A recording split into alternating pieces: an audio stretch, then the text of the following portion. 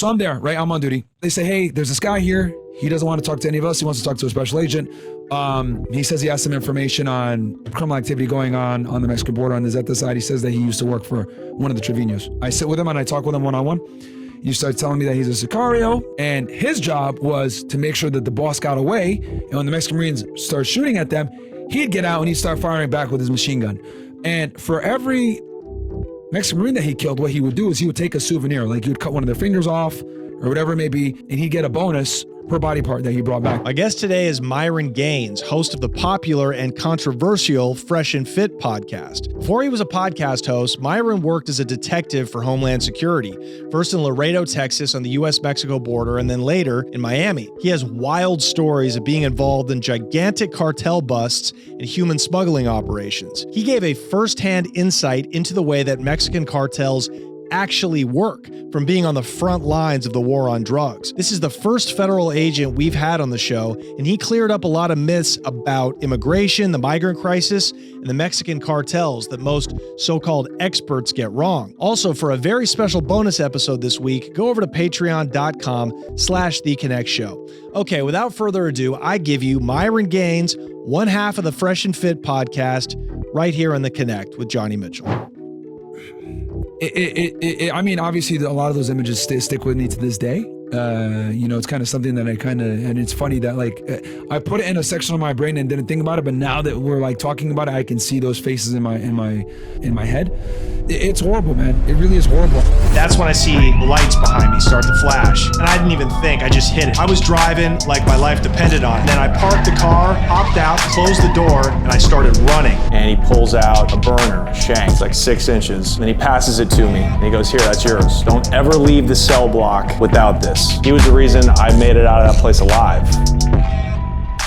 You're the first law enforcement. We had a Mexican cop on, Ed Calderon, right?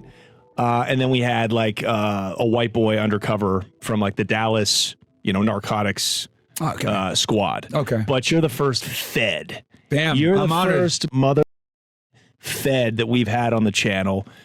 I'm stoked, so I'm just going to hand it over to you. Tell us how you became a Homeland Security officer. Yeah, so my official title, I was a special agent with Homeland Security Investigations, or HSI, just so the audience kind of understands.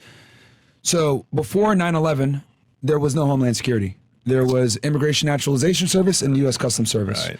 After 9/11, the Homeland Security Act was created, and in 2003, the Department of Homeland Security was created. Underneath Homeland Security, so if you look at Homeland Security here, you have something called Immigration and Customs Enforcement, or ICE. People tend to think ICE is just immigration, oh my God.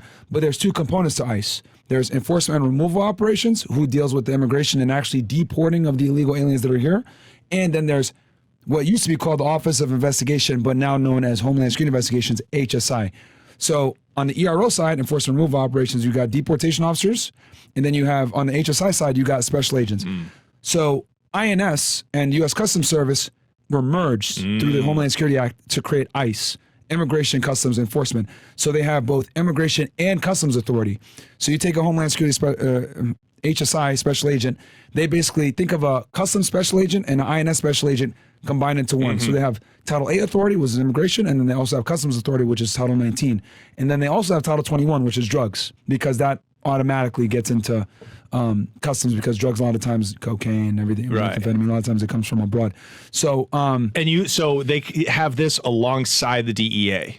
yes. So What's the difference between what you did and the DEA? okay, fantastic question.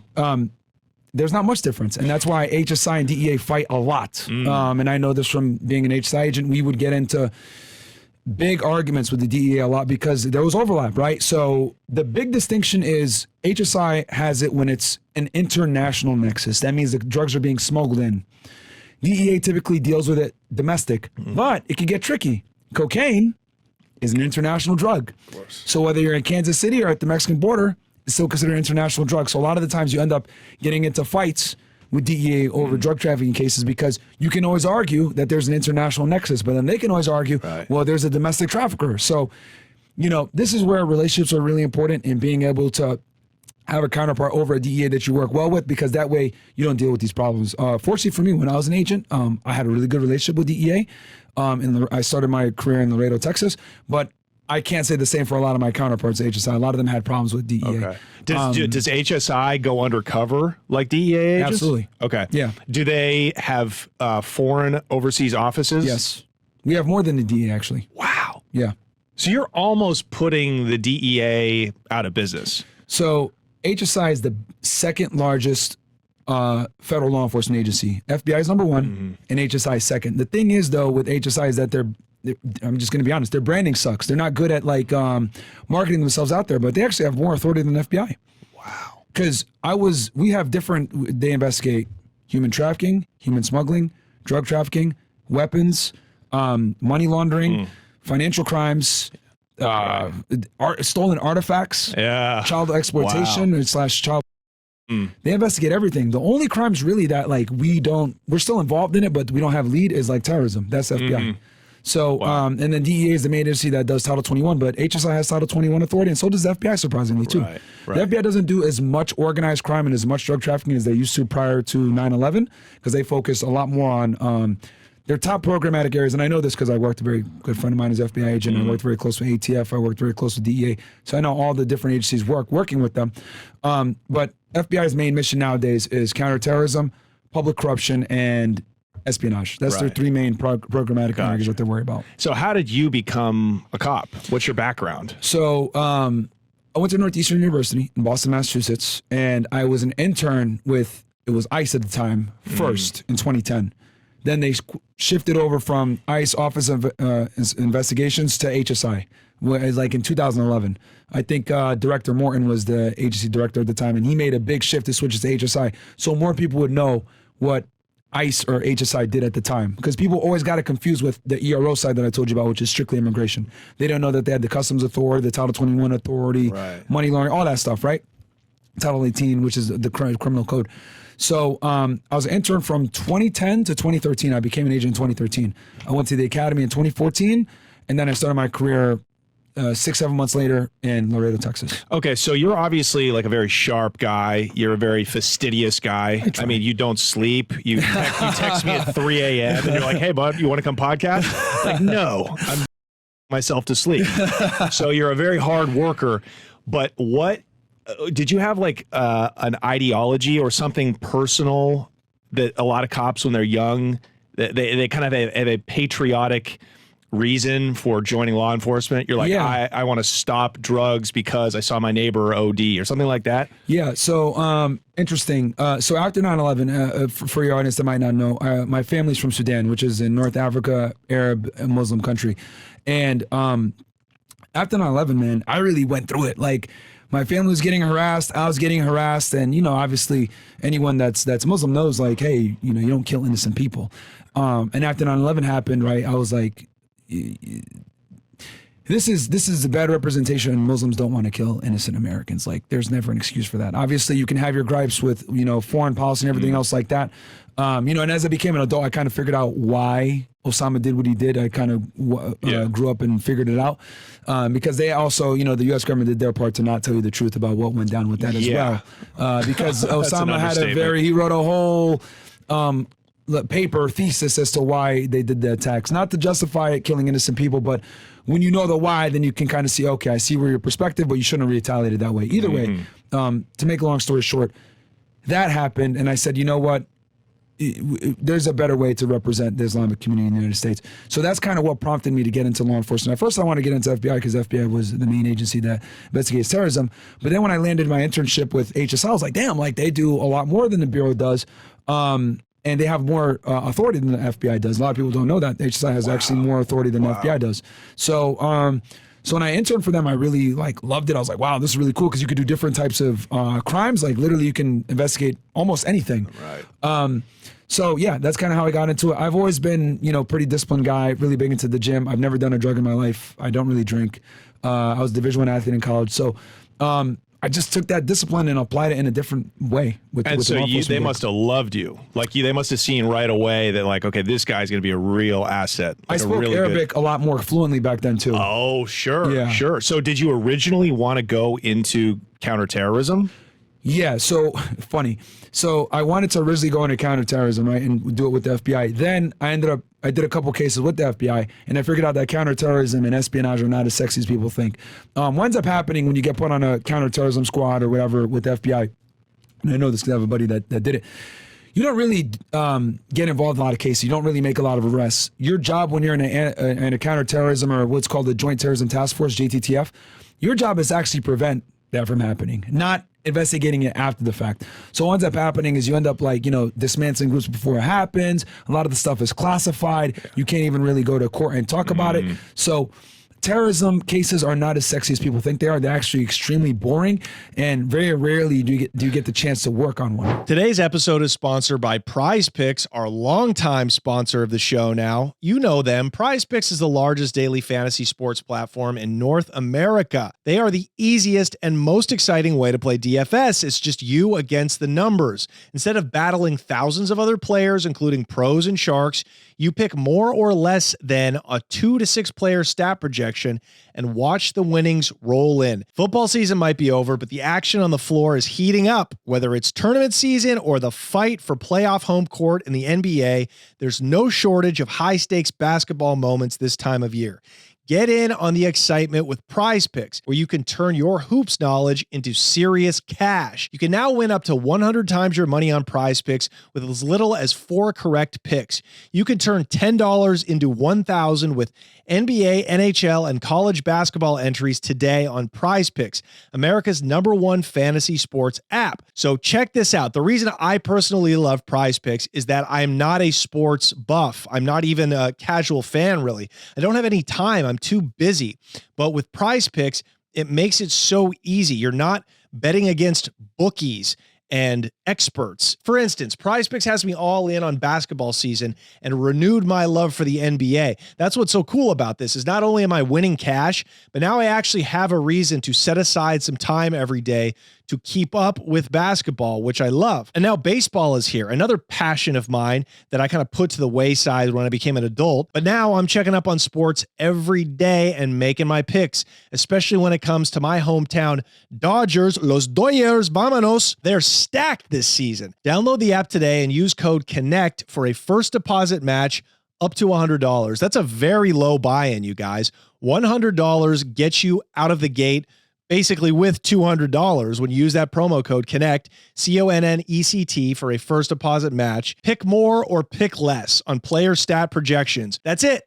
It's that easy. Go use promo code CONNECT, get your first deposit match up to $100, and watch the winnings roll in, you guys. I know I'm doing that. Thank you so much.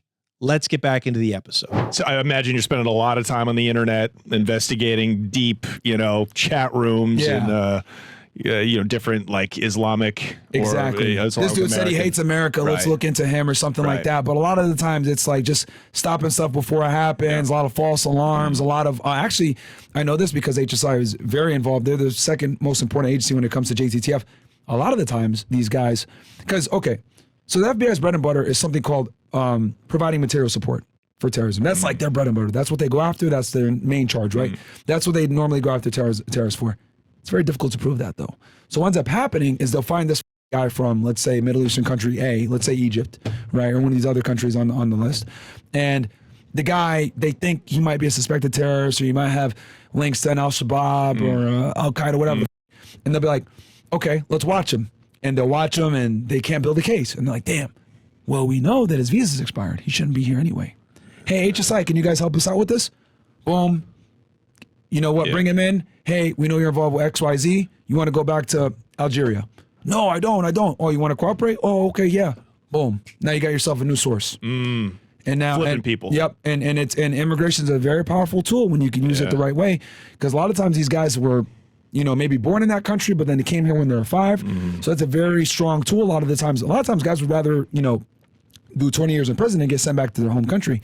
So you're able to develop informants like that, et cetera. So that is why a lot of times HSI ends up becoming a very powerful partner in the JTTF process. Right. Or you can just send his ass back. You just deport him if you don't got a case, because it's very difficult to prove material support. What do you think about these counterterrorism cases that are entrapment? I remember yeah. I'm from Portland. There was a case when, God damn, I think I was locked up when this happened. I think this cat was in the jail, the main downtown booking when I was there. They had literally groomed him as like a minor, a teenager, right? Just a kid from the suburbs. Parents, came over from whatever Middle Eastern country. He was, he had that teenage angst, was in the wrong chat room, said the wrong things. These deep undercover agents went so far as to plant a fake bomb on, in a van in the middle of downtown Portland, and they convinced him after months and months and months and months of grooming and brainwashing to press the button. Yeah. And he did it. Yeah. And they gave him 30 years. Like, how about just stopping him, giving him a hug? You know what I mean? Like, why take it that far? Do you have any kind of like reservations about the overreach of the government that? There's a reason why the FBI stands for famous but incompetent, right? So, or we used to call them the thieves. We used to make jokes. They have a hard on for, getting these terrorism cases, man. When you say the T word, things start to change, right? We're talking about stock markets coming up and down. It's probably the most volatile crime when it comes to switching, things around. So, if you're able to, catch a terrorist, that's a big deal, man. So they get horny, man. At the end of the day, it comes down to stats. It comes down to disrupting organizations and if getting funding. If you're able to go and say, hey, we stopped this many terrorist attacks. So, obviously they should know better. The U.S. Attorney's Office should be knowing better, right? Because at the end of the day, there's the ones that got to prosecute it. But whenever you're dealing with the T word, it's like national security. National security, they're able to kind of do things differently, right? You're able to go into FISA courts. You're able to kind of get around certain things that you might not have been able to do in a regular criminal investigation. Right. So whenever national security is involved, I mean, you look at the Snowden situation, right? With national security, next thing you know, they're listening to everyone's phones. Of course. You're able to tap into way more resources once you get into that realm. Yeah. It's the way the DEA lets undercovers sell drugs in huge volume for years. And doesn't matter because it's for the bigger bust. Whatever that means. Sorry, go ahead. No. I just find it fascinating that it's all a big money pot. It all at the end of the day comes down to as much budget that they can get at the end of the year. Well, it comes down to stats. Stats are huge because you're able to go to Congress and get more funding for your agency, which obviously is very important for them to, staffing, budgeting, get resources, etc. So, and the way, and the United States is unique in this because when I've worked with the Royal Canadian Mounted Police, I've worked with other foreign law enforcement. They only have one, two, three, maybe four federal agencies at the most. Here in the United States, we got like 30 something, right? Law enforcement agencies, and they're all competing with each other. So it's very common where, you'll have to do what we call like a deconfliction meeting where you'll meet, right? I've been there sitting at a table with FBI in one corner, DEA in one corner, us. At the time I was living in Texas, Criminal Investigation Division, right? Yeah. Texas Rangers. We're all sitting there, and it's like, oh, well, this is your guy? Yeah, I'm looking at this guy, blah, blah. And you got to come to a middle ground of how you're going to work it, right? You're like beefing gangs. It happens, man. It happens, especially when you're in areas, it's called HIDTA, high intensity drug trafficking areas, right? You're in San Antonio, you're in Houston, you're in New York City, you're in Miami. It gets very competitive with the agencies because a lot of the times you have big field offices and all the agents are there and competing for stats. So you go through your internship, you join the HSI, and then how did you end up in Laredo? Okay, so Laredo was my first duty station. So anytime you with HSI, and this is especially when I'm sure they probably still do this, but most new special agents that get hired on with HSI, you're going to go to the southwest border. You're going to go to a Laredo, McAllen, Harlingen, Nogales, San Isidro. You're going to end up somewhere on the border, right? You're not going to be in San Diego. You're going to be in San Isidro. Nothing sexy for you, my man. Yeah, nothing great. You're going to be in like one of these sucky ass areas on the Mexico Eagle Pass or something like that, right? So, and the reason for that is because there's an enormous amount of drugs and illegal aliens coming in through the border. Weapons going south, money going south, drugs and illegal aliens coming in. And for your audience, when I refer to aliens, that's like the INA, Immigration Nationality Act. That's how you refer to foreign nationals. So aliens is not a derogatory term. It's actually a federal. It's the official term. It's the official term. Yeah. In the INA, Immigration Nationality Act, you refer to foreign foreign people as aliens. An alien. Yeah. So if just so your audience doesn't get offended, like, why is he calling them aliens? Or UFOs? It's very, there's a real sensitivity around the word even immigrant now. Yeah. It's migrant. It's an illegal migrant. Yeah. But like, it's actually alien. Yeah, we would refer to them as UDAs, undocumented aliens. Right. Is how we would, when I write my reports, UDAs.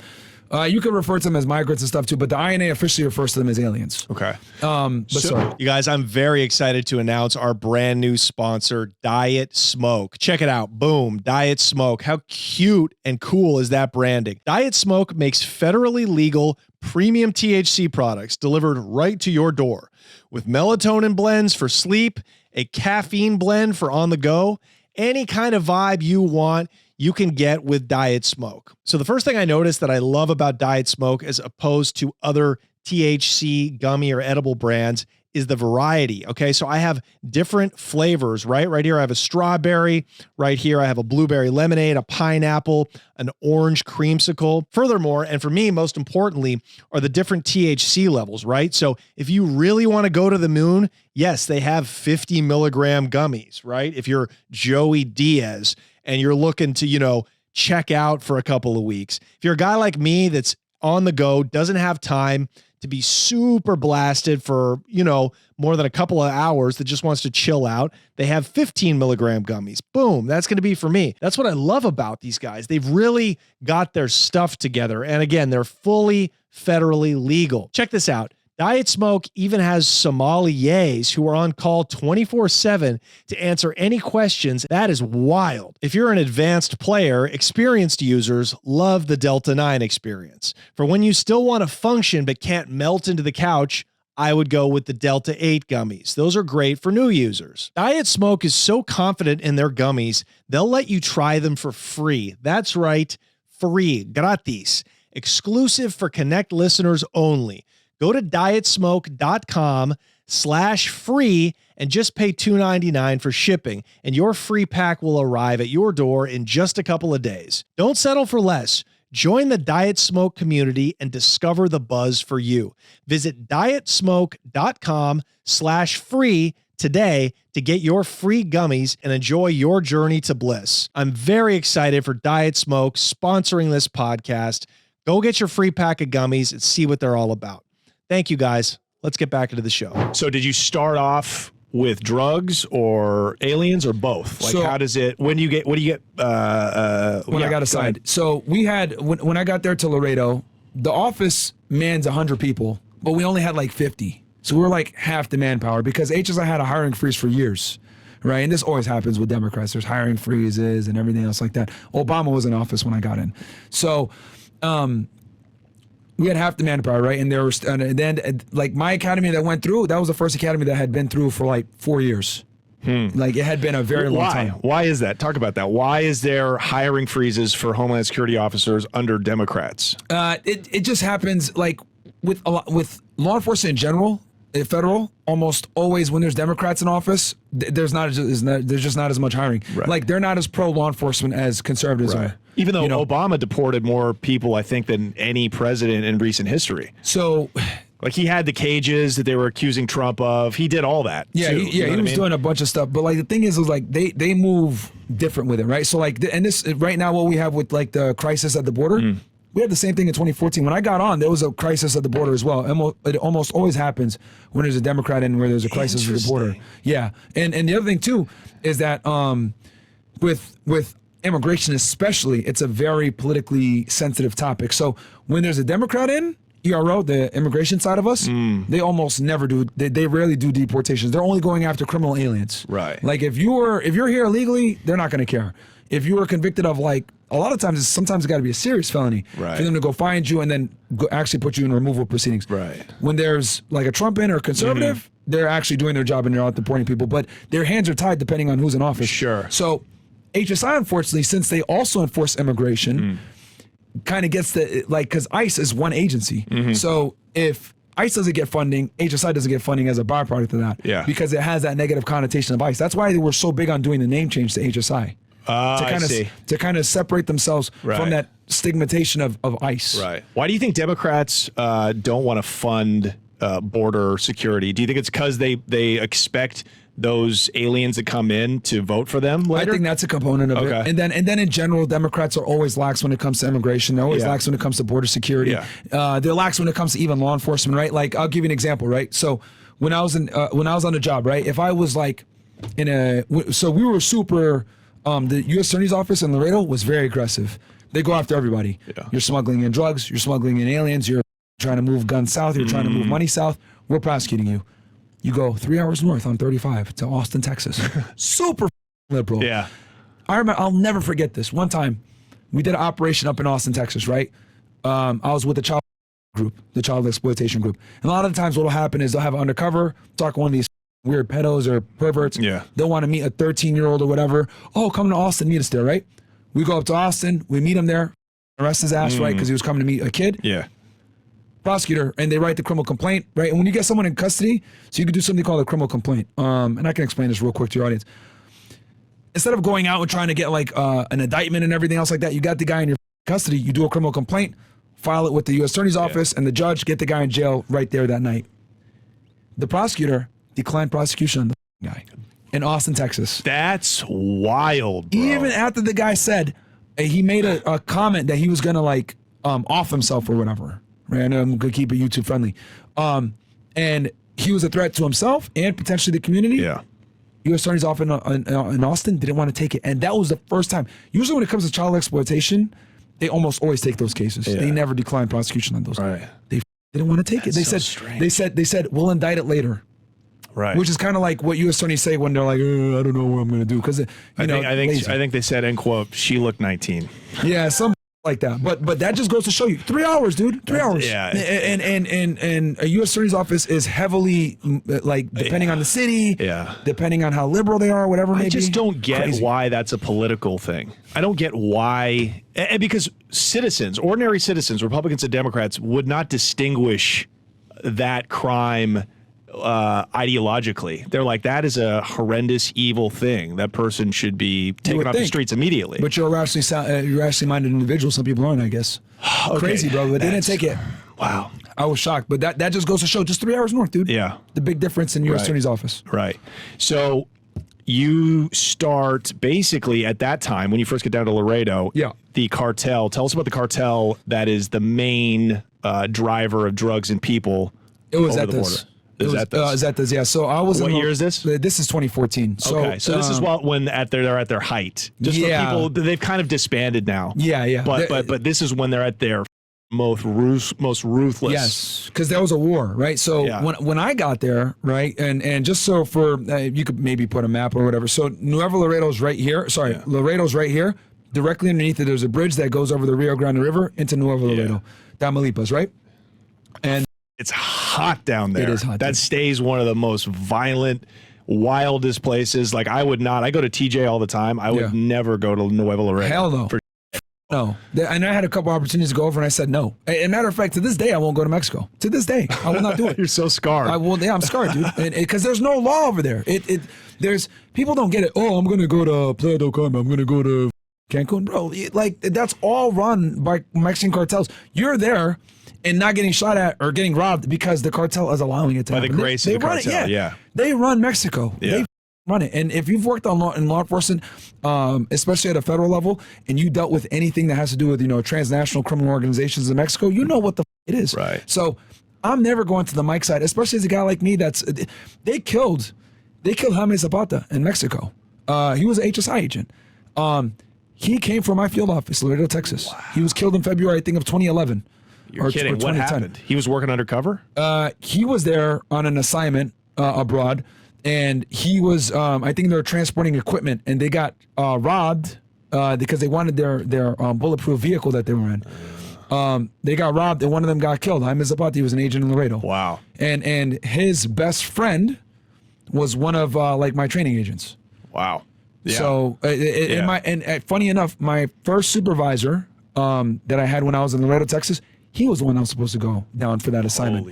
And then Jaime said, but he couldn't because I think his son was being born. And Jaime volunteered and said, no, I'll go. When? They were all close. Yeah, when he got killed. And when he got killed down there. Those tourists got killed. They were down there for plastic surgery, black people. Oh, yeah. Yeah, I heard about Mexico, that recently. You know what I mean? And it was mistaken identity. you know, but still, it's like it just takes one. Yeah, yeah, they run it down there, dude. So it's like yeah, I would never go, but yeah, when I got there, the Zetas were there. They were in control, and the reason why they're so ruthless is because they're paramilitary, right? And they use codes for themselves like Z41, Z42, etc. I think it was the Trevino's that were running the show when I was there, and correct me if I'm wrong. I can double check and look it up, but I think it was the Trevino's that were running it when I was there. And then I remember vividly, man. So I was right on the border. Like I lived, I mean, you could look it up. I lived on Fasken Boulevard in Laredo, Texas. If you look at Fasken Boulevard on a map, it's literally like yards away from the Mexican border. Like the Rio Grande River is right there, right? Is there a fence there, or the river is the fence? The river's the fence. Okay. Right? So I would remember hearing like machine guns going off sometimes when I first got there. Machine guns. Because it was the Mexican Marines fighting with the Zetas. Because the police can't do nothing. It's the military fighting these guys. And then another story that will stick with me till the day I die. So I remember I was on duty one time. And when you're on duty, basically you're on call. Right, so Border Patrol catches something, or they catch something at the bridge, because you got Border Patrol, green uniform, and then Customs and Border Protection, blue uniform. So I was like to kind of explain to the audience so they understand, if you see green uniform, you shouldn't be coming into the United States through this way. If you see blue uniform, you can come into the United States that way. That's what do you mean by that? So if you go to the airport, right? Right. U.S. Customs and Border Protection, blue uniforms. Gotcha. That's a valid port of entry. Right. You're coming into the United States, maybe through Canada or through the bridge. Blue uniforms, valid point of entry. You see green uniforms, that's Border Patrol. You up. That means stop. You shouldn't be going. You shouldn't be going in this way, right? Now, our Border Patrol, it's said that they are the most corrupt organization. I mean, I arrested a Border Patrol agent one time myself. I could tell that story later on. Okay. You know, because the thing is that Are they the most underpaid and easiest to bribe? I no, assume? they actually make a bunch of money. Really? Yeah. Yeah, I'll explain that here in a second. Okay. Sorry to get you off track. Yeah, no So worries. how were the Zetas running? Oh yeah, human this story I was going to smuggling? tell you. Yeah, so I'll tell you this story. So I'm there, right? I'm on duty. I'm on call. So if they catch anything at the Border Patrol or Customs or whatever, they call you. Hey, because think of Customs and Border Protection, Border Patrol as like the police officers, and HSI as the detectives. Right. If Homeland Security was a police department, right? We come in and we follow up and do the investigations. So they say, hey, there's this guy here. He doesn't want to talk to any of us. He wants to talk to a special agent. He says he has some information on criminal activity going on the Mexican border on the Zeta side. He says that he used to work for one of the Trevino's. So I'm like, oh, okay. So I go and I show up. I go, I bring him in. He refuses to have any Border Patrol agent sit in there. And he said, okay. I sit with him and I talk with him one-on-one. He starts telling me that he's a Sicario. He starts telling me, I ask him some questions to make sure that he's actually the real deal. He is. And it was interesting because he said, yeah, so my job was this. And he went and outlined like his duties, right? And he said that his job was whenever the motorcade is driving through Northern Laredo, they typically get shot out by the Mexican Marines. And they'd have a motorcade of different Escalades, all bulletproof, of course. And the boss was in one, right? And his job was to make sure that the boss got away. And when the Mexican Marines started shooting at them, he'd get out and he'd start firing back with his machine gun. And for every Mexican Marine that he killed, what he would do is he would take a souvenir, like he would cut one of their fingers off or whatever it may be to show how many of them that he killed. And he'd get a bonus per body part that he brought back because that would identify how many individuals he killed. And you got paid extra per person. So, and the thing that really stuck with me when I was sitting there talking to him is that just how callous he was about it. Like, yeah, just kill him, whatever, no big deal. The boss got away good. He gave me a bonus for every body part that I brought. And I was like, what the And it's just like, well, obviously, you're playing poker face, right? You're like, it just doesn't affect me, blah, blah. But that's one thing that really stuck with me. But to your second question, how does human trafficking or human smuggling? Well, what's the difference, first of all? I'm glad that you asked that because a lot of people f this up. A lot of people don't know. Okay, so human smuggling is the illegal, I don't want to say importation, but it's the illegal smuggling of aliens into the United States. Human trafficking is once they're in the United States, a lot of times illegally, but they don't have to necessarily be here illegally. They can be U.S. citizens as well, is using them for maybe some indentured servitude, making them do some shit that they don't want to do. Prostitution. Prostitution, whatever it may be, right?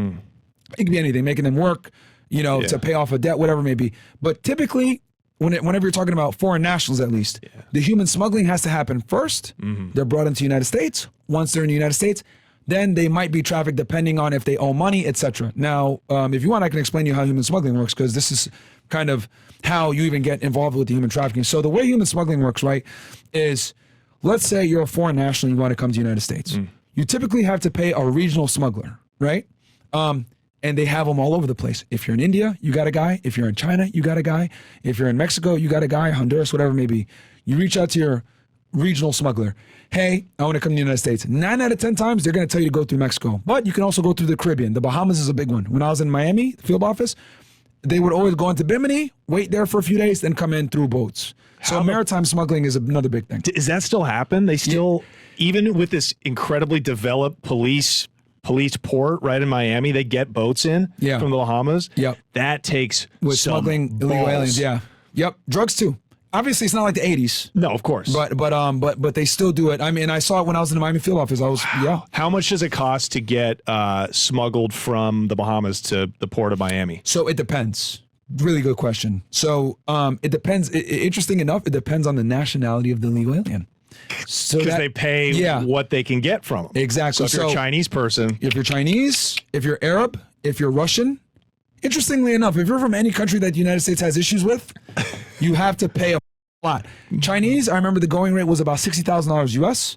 Arabs, $60,000 to $100,000. Russians, similar, between $40,000 to $60,000. And you got to ask yourself, if you got 100 bands to spend to get smuggled over here, why the just not stay in your country? That's true. You know what I mean? Well, this is how the human trafficking begins. So if it does happen, right? And people are going to not like me saying this, human trafficking is not as common as people think it is. Unfortunately. And I would say it is unfairly put on good old-fashioned American pimps to give them more time. You know what I mean? What? I was locked up with a lot of pimps, good pimps that, I'm kidding about that, but that, just old school like black pimps. And they would take their hoes to Vegas for Super Bowl weekend, right? This is what you do to get paid. But they crossed state lines from, Cali to Vegas, and they called it trafficking. Yeah. Well, that, and then also, a lot of the times what will happen is the pimp will piss off the prostitutes. Yeah. They'll go to the police. They'll say, I've been trafficked because they're mad or something like that. He had sex with another girl, blah, blah. And I know this because I've been on the end of dealing with these calls. And then you go and you take the statement from her, and then she'll change her mind a month later and say, oh, no, I wasn't trafficked. I was just mad at him. Yeah. Happens all the time. And this is the dirty side that no one wants to admit because no one wants to say human trafficking is common. I mean, I'm saying it because I actually did these cases. A lot of times what you end up happening when you do these like human trafficking cases is just a prostitution roundup. Right. That's what it ends up being a lot of the time. Right. So it's not as common as people think. What people conflate it with is human smuggling, which is extremely common because people are coming here every single day illegally, and you can't come to the United States a lot of times without going through a smuggling organization. Because if you do, let's say you do try to come to the United States on your own, you go through Mexico and you cross the Rio Grande River, whatever it may be. If they catch you and you didn't pay a smuggler or whatever, they're at best they're gonna whoop your ass. So and take everything you have and probably hold you for ransom. Exactly, and the reason for that is because when you cross into the United States, right, especially like Laredo, you're crossing the Rio Grande River, they would make you pay something called a quota, which you'd have to pay at least $1,000 to $2,000 just to cross the river, because the Zetas looked at it like we run the river, we own the border. So smugglers have to pay that fee to the Zetas. So a lot of people have this idea that, oh, the cartels run human smuggling routes. They actually don't. There's independent smugglers, and the cartels just typically oversee it and charge them for it, because human smuggling is a very dirty business. It's very labor intensive. You need people that are going to, travel with that. Oh, I didn't explain. So let me go back to the original thing. Yeah, so you got your regional smuggler. Right, exactly. Right? Say you're coming from India. This is a great example. Perfect. How do you get from India through Mexico up to the States? So you reach out to your regional smuggler. Hey, I want to come to the United States. Oh, I know a guy that knows a guy. Bam. Okay, you talk to that guy. All right, you need to pay me $3,000. I'm going to facilitate your transportation from here to Honduras. Cool. You get to Honduras, he puts you in touch with another guy. You contact him. Okay, I'm going to get you through into Mexico City. He gets you to Mexico City. From Mexico City, okay, once you're there, that's the next staging area. They're going to get you to the border. Maybe it's Reynosa. Maybe it's Nuevo Laredo. Maybe it's Juarez, whatever it may be, right? They're going to get you to the border. Now, when you're there, that's where they have a bunch of the stage houses and they set you up, right? And then what'll end up happening is they typically wait. They'll get enough people. Once they get enough people, they'll cross. And then that's when you have your lancheros, or they call them coyotes. Yep. But they'll get them across the river. They'll get them through. Once they get over to the United States side, typically a pickup driver is going to come pick them up immediately. Yeah. Once that pickup driver gets them, the guy typically goes back to Mexico, driver takes them to a stash house in the United States. Right. Once they get to that stash house in the United States, that stash house operator, his job is to get them the out that house immediately. And the reason why is because in the United States, 30 miles from the border is considered a functional equivalent to the border. Right. So Border Patrol is all over this. Yeah. And Border Patrol has immigration authority, et cetera, and they can kind of, do an immigration stop or those other crap. So they want to get those aliens out of there because they know if they can get those aliens, typically 9 out of 10 times if it's on the southwest border from Harlingen and Brownsville all the way up to like Eagle Pass, they're trying to go to San Antonio, Del Rio. Right. That's the number one hub to get them to. Right. Because once you get them past that Border Patrol checkpoint, Right. or past those Border Patrol checkpoints, that Foul Furious, Checkpoint 29, etc. Once you get them there, they're safe. Yeah. And they get to San Antonio because once you get there, there's no Border Patrol. Yeah, and there's no stopping them. And the San Antonio PD, hell, Austin PD won't even ask for their immigration status. They won't do. Right. So if you can get them past the checkpoints into one of these major cities, you're golden. But that's a lot of work, though. Like it's not easy. I mean, we've went down and filmed with smugglers, and it's a real intricately involved process. So now this guy from India has had to go through 5 different hands just to get across the border. Exactly. So that is precisely why, to answer your question, that is precisely why our cartels don't want to deal with it. Right. They just, you want to do human smuggling? That you got to feed them, clothe them, move them around, all this other shit. And then here's the other thing. The aliens are responsible for paying every leg of the trip. Right. So if they don't have the money, the stash house operators in a weird spot because it's like, I don't want them here. Exactly. Oh, what do I do? So they're kind of put in a weird spot. Right. So that what the cartels do is they just tax the out of the human smugglers that operate in their region. Yeah, if you try to cross our road, we control all the roads. We bribe all of the military. Yep. That's what a route is. Yep. When they say this is a drug smuggling route, or a human smuggling route, that means this cartel, the Zetas or Sinaloa, whoever, has the military and the law enforcement in their pocket, and the politicians. Yeah. Or even if they don't, they'll tell the smugglers that, and the smugglers won't dare with them because at the end of the day, these human smugglers, bro, a lot of times they're like old mom and pop shop that they've been doing this for 10, 20 years on the Mexican, we call it the Mike side, the Mexican side. They don't want to piss off these guys. They just pay off their bribery money. They pay them, hey, every alien that crossed, we had 10 cross, I owe you $10,000, here you go, boom. Because they get charged per alien that crosses the river. Right. So this is important. What you're saying is effectively human smuggling is a network of independent operators.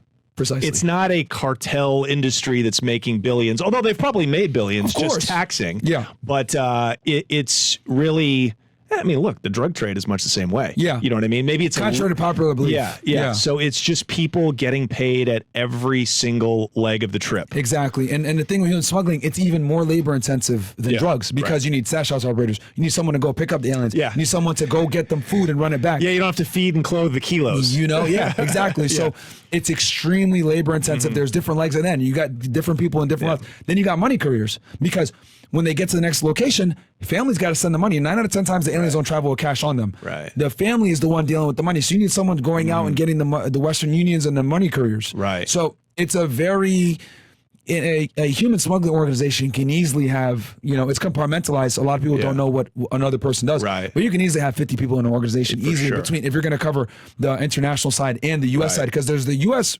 Network, and then there's the whole Mexican network. And then if you're coming from a foreign country like India or whatever, there's a network over there where they have their own smugglers. So I remember when I was doing my cases, I had Chinese smugglers that I had identified. They would typically go to the same 2 or 3 recruiters. You got your Arab and Indian smugglers that would facilitate that, depending on what region they are in the world when they want to come. If they want to come in through the Mexican side, or if they want to come in through the Caribbean, through the Bahamas. So it could get very, a web when it comes to human smuggling. And then you got like your regional people where like 9 out of 10 times, right? Once the aliens got to San Antonio, that's where the family members would all convene and then pick up their people and pay the final amount. Right. So I remember like Mexicans a lot of times, they'd pay $2,000 to $5,000 to come into the United States. Hondurans, maybe $6,000 to $7,000. And then depending on, they call them exotics, depending on where they're from. Yeah. Arabs and Chinese, like I mentioned, and Russians, they'd have to pay a lot more. Right. So who did you see the most of when you were working? It was always Mexicans. Mexicans were the predominant, and then South Americans as well. You'd run into Venezuelans, Colombians as well. Especially if there was like issues going on in their home country, even more, you'd see even more of them. Ecuadorians, etc. Do you still know people that work down there? Yeah. What do they say? A bunch of agents. Yeah. What do they say now? Who's the most common nationality coming over? Man. I haven't, like right now at this minute, I don't know because most of my buddies, we all got off the border. Because we did our 4 years and got the fuck out of there. Okay, so what did you see while you were there in terms of, I know that the cartels and the organizations on the western side of Mexico, right, coming in through San Ysidro into San Diego, even Juarez, those cartels and those organizations, typically it's a little more mom and pop. It's like 2 to 6 people at a time. But I've heard on the East Coast, it's much more like, let's put 75 people, in a minivan and send them over. It's much more industrial. You can get because Laredo especially was the biggest truck port in the United States. A lot of people don't know that. Laredo's one of the biggest truck port in the United States. So it wouldn't be uncommon for me to catch a tractor trailer with 50 of them in there. Holy. And that's just brutal, right? Yeah. It's hot as. Literally, actually, matter of fact, it wasn't too long ago. It was like a year ago. Like 100 of them were in the back of it. I remember one case, there was a tractor trailer. I think there were 100 of them. I think like 60 of them died because of heat exhaustion in San Antonio. Yeah, it's terrible. The guy ended up getting life for that one. But that's common, man, where aliens actually die. Yeah. Because they'll put them in the windjammer at in the top of a truck, which is like the top there. Right. They'll get crushed or they'll die of heat exhaustion in the back. It really makes you, because like my parents are immigrants, it really makes you have like a newfound appreciation for being an American citizen. Like when I see people here crying and complaining about, oh, I'm broke, or I don't know, blah, blah, blah. I'm like, dude, you're a pussy. Like, you should thank God that you're even here in the United States. Because after the things I've seen, dead bodies, dead children, dead mothers with their kids holding them like this in the brush. Like, yeah, I've seen some really and it made me really appreciate like being here in the United States, being an American citizen. Like there's no excuse to be a failure here. After seeing the trials and tribulations that these people go through. Because a lot of times they're just innocent people trying to come here. Of course. They're getting exploited. They're paying tens of thousands of dollars of life savings to come to the United States. And they know how great in many ways the U.S. is. So it's hard to blame them. Like you can't have open borders or the whole world would come here. You just can't. You have to stop them. But at the same time, it's like a lot of them probably appreciate being Americans much more than these dorks protesting at Berkeley. Facts. You know what I mean? Of course. Of course. Oh, so you would see dead bodies, man, and you're a new agent. Yeah. Like, is that your mind up? Like, what is that doing to you? Does it make you angry? I mean, obviously a lot of those images stick with me to this day. It's kind of something that and it's funny that like I put it in a section of my brain and didn't think about it, but now that we're like talking about it, I can see those faces in my head. I mean, it's horrible, man. It really is horrible. I mean, the only positive I could take away from it is that it gave me even greater appreciation for my parents coming here. They did it legally, being born here, being an American citizen, and just like looking at people that are born here and like are losers and they complain and like, dude, you're sitting here bitching about your life, but you got super fast internet and you're complaining to me on the internet about your life. Like, get the fuck out of here. Meanwhile, someone's trying to come here. They don't have any food. They haven't drank water in 3 days. They've been walking around with this coyote in the brush all day in 100-degree weather plus dying.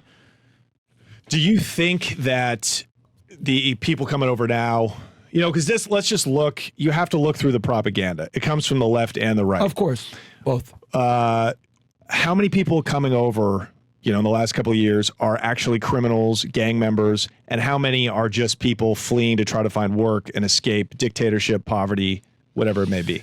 Only about 10% I would say are criminals. I could say that. Yeah. Because when every illegal alien that gets arrested, right, by Border Patrol gets apprehended, they get their fingerprints run and is run through something called the National Crime Information Center, or Crime Index, NCIC, basically. Anytime you're arrested in the United States, you're fingerprinted, rolled, and everything, and then that's put into like IAFIS, et cetera, all this other buzz terms that I don't want to bore your audience, but long story short, a criminal history check is immediately done, and most of the illegal aliens that come in have no criminal history. Right.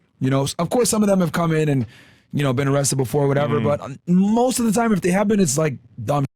Driving without a license, a DUI maybe here or there, some like misdemeanor. But yeah, do you get criminal aliens? Of course, you always do. But it's rare. I would say about 10% of the time. Yeah, and this is actually perfect segue into what we were talking about before the pod. Yeah, real criminal organizations, drug cartels, from Colombia, South America, Mexico, etc. They don't want to come to the U.S. No. There's laws here. You get arrested, dog. Yeah. Why? Like, they don't have an interest in doing anything but getting their goods just across the border. Well, the higher ups, the higher ups don't want to come here. Hell no. Because Sorry, even the MS-13 or Venezuelan gangs from the slums of Caracas, they're not like consciously sending soldiers to New York City to shoot at cops. Like they come here probably with their families or because they're on the run from their targets. They're going to get killed in their home countries, and they come here and they're just gangsters and they have no education. They're dirt poor and they're criminals. They cause crime. But it's like it's not an invasion. Like I like Tucker Carlson a lot, but he calls these people invaders, and it's just not the case. It'd be too organized. It's way too organized. It's too organized. Yeah, it's too organized. The thing is like poverty. A lot of the times, I hate to say it, leads to crime. So you bring these people in. They're a lot of times they're poor. Yeah. They grew up in inner city neighborhoods where they're poor. No education. No education. Sometimes they even have a language barrier. So what do? They do what gangs have always done in the past. Right. They formulate together to fight off oppression. That's how black gangs started in the United States with the Bloods and Crips, to fight off oppression from whites during the civil rights and the cops during the civil rights era. Same thing with a lot of these gangs. They come to the United States, especially MS-13, whatever it may be, and hey, we're from the same country, we speak the same language. Oh, we're doing this. Hey, we had a gang back over there. Let's have one over here too. Right. That's what ends up happening a lot of times. But is it sophisticated mass immigration of these gangs to come to the United States for the purposes of destroying New York City? No, man, they're not that organized. They don't have that ability to do so because it is what it is. They're coming in for every 2 guys that make it through, 3 will get caught or whatever. So it's not like it's like a conscious effort of let's bring these guys in or whatever. It just ends up human beings being human beings. Oh, you align with me, we look the same, let's align together. And a lot of times that formulates into criminal activity. And then as far as international criminal organizations, the higher ups never want to come to the United States because 9 out of 10 times they're wanted here. Right. If you are running any type of sophisticated drug trafficking organization, human smuggling organization, money laundering operation, gun running operation, where you're bringing guns into United States, into Mexico, or exporting them out of the United States for whatever it may be, 9 out of 10 times, whether it's HSI, the DEA, FBI, ATF, U.S. Marshal Service, even Secret Service, we're going to have an indictment out for you. You know what I mean? Like, you're going to be wanting the United States. Yeah. Enough people have cooperated, come forward and said that this is the main guy back in Mexico, this is the main guy back in Colombia, blah, blah, blah. Those higher ups, they want to make their money, stay the out of the United States. I mean, Pablo Escobar, famously, did not want to get extradited to the United States. Better die. a tomb in Colombia than a cell in the States. Exactly. So Chapo did everything in his power to not get extradited because they know what it is when they come over this side. They know that they're going to face real time. They know that they won't be able to escape. They know it's going to be tough. I would have told Chapo to stay off Twitter the second time he escaped. It was actually HSI the first time they caught him. They listened to him on a wire. Wow. Yeah. But again, this is why HSI, it was Agent out of Nogales. Wow. I knew the guy. They were the they were up on a T3 on another case. Yeah. T3 is excuse me with the jargon, Title 3 intercept, wiretaps. It's a wiretap. They were up on something else, and it just so happened that this guy that they were listening to happened to talk to Chapo. Wow. And they were able to identify him, and boom, they got him caught the first time. So from that wire, they were able to get his location? I think they spun up on another phone. Once they identified that it was Chapo, they were spun up on that phone. What does that mean? Okay, let me explain. So, do you want me to explain how T3 process works? I mean, in the most abridged way you can. How does somebody in Mexico get tracked on their phone, and how are they able to penetrate into Mexico to either arrest him or have the Mexican military arrest him? Okay, so I've done a Title 3 intercept before. It's not easy. Contrary to popular belief, if you're going to do it judicially in the United States, not for national security reasons, it's actually very difficult to wiretap someone's phone. Right. You want me to give you that? Okay. I won't go into the process of what it takes to get a Title 3. In terms of a warrant, but you do need a warrant. It's not the NSA you do need a warrant. Spying. But because I've written a Title 3 affidavit before, you need more probable cause to listen to someone's phone than to arrest them. Wow. Yeah. Yeah. Okay. Well, that's the best way I can explain it. That makes me feel good. Yeah. That makes me feel like I don't live way more probable cause. Right. Because Title 3s have been scrutinized so much. And not only that, you need a district judge to sign it. Oh, wow. Not a magistrate. Not the judge that you're there oh, yeah, you've been arrested for XYZ. I got a criminal complaint here. No, you need a district judge to sign it Yeah. for you. So, and for the audience to know, like a magistrate is like the judge. If you get arrested federally, that's the judge that's going to read you your rights and tell you what you got arrested for. The district judge is the one that sentences you. That's the one that actually holds your case. I see. So that's who you got to go to get your Title III signed. And then it's got to go through a whole line of OEO in the U.S. Attorney's Office. Anyway, long story short, all you have to do is once you're up on a wire and you're listening to a phone, if you're able to identify a subject on that line as talking about criminal activity and or some type of crime, in this case, they know it's Chapo Guzman's voice. So it wasn't too He's hard. got a very distinct voice and Tito accent. Chapo. Yeah. So they were able to probably write up an affidavit that night for him right away. Yeah. And then how do they trace, or are they able to take the number that they were intercepted from the wiretap and trace him? So it depends. So I don't know, because all I know is that they spun up. They heard him on a wire. Yeah. So I'm assuming off because I don't know how they did it, but I'm assuming off my experience, more than likely because Mexicans are real big with BBM. That's like a BlackBerry Messenger. Oh, okay. They're stuck in it. That's what they do. They use BBM. Yeah, for sure. A lot of them. The BBM, yeah. Yeah. So probably it was a BBM or maybe whatever. So it depends. They either did a U.S. judicial Title III, or they could have done it through Mexico. But I don't know if they had, because the thing is, whenever you deal with Mexican law enforcement, and I don't mean to get in the weeds here, but we give your audience the sauce. When you're dealing with Mexican law enforcement, you have to deal with something called a vetted unit. The unit that's not corrupt. Yes. Yeah. And a lot of times they have to go through background checks or whatever, and it's just a couple guys takes that you a deal while. with that you're safe Right. with. So I don't know if they had a vetted unit that they were dealing with that could write T3s in Mexico.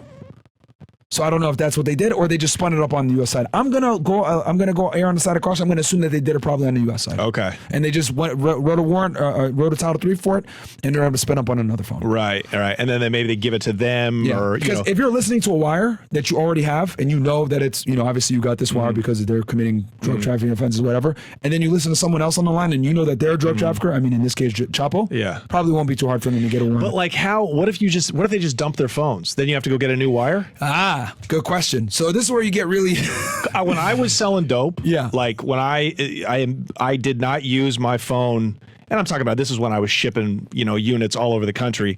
I used my phone once, saved the numbers that I needed, and tossed it. Yeah. I was like, they're not going to get me on a warrant. But how does it work on like a super high federal level like that? So, okay.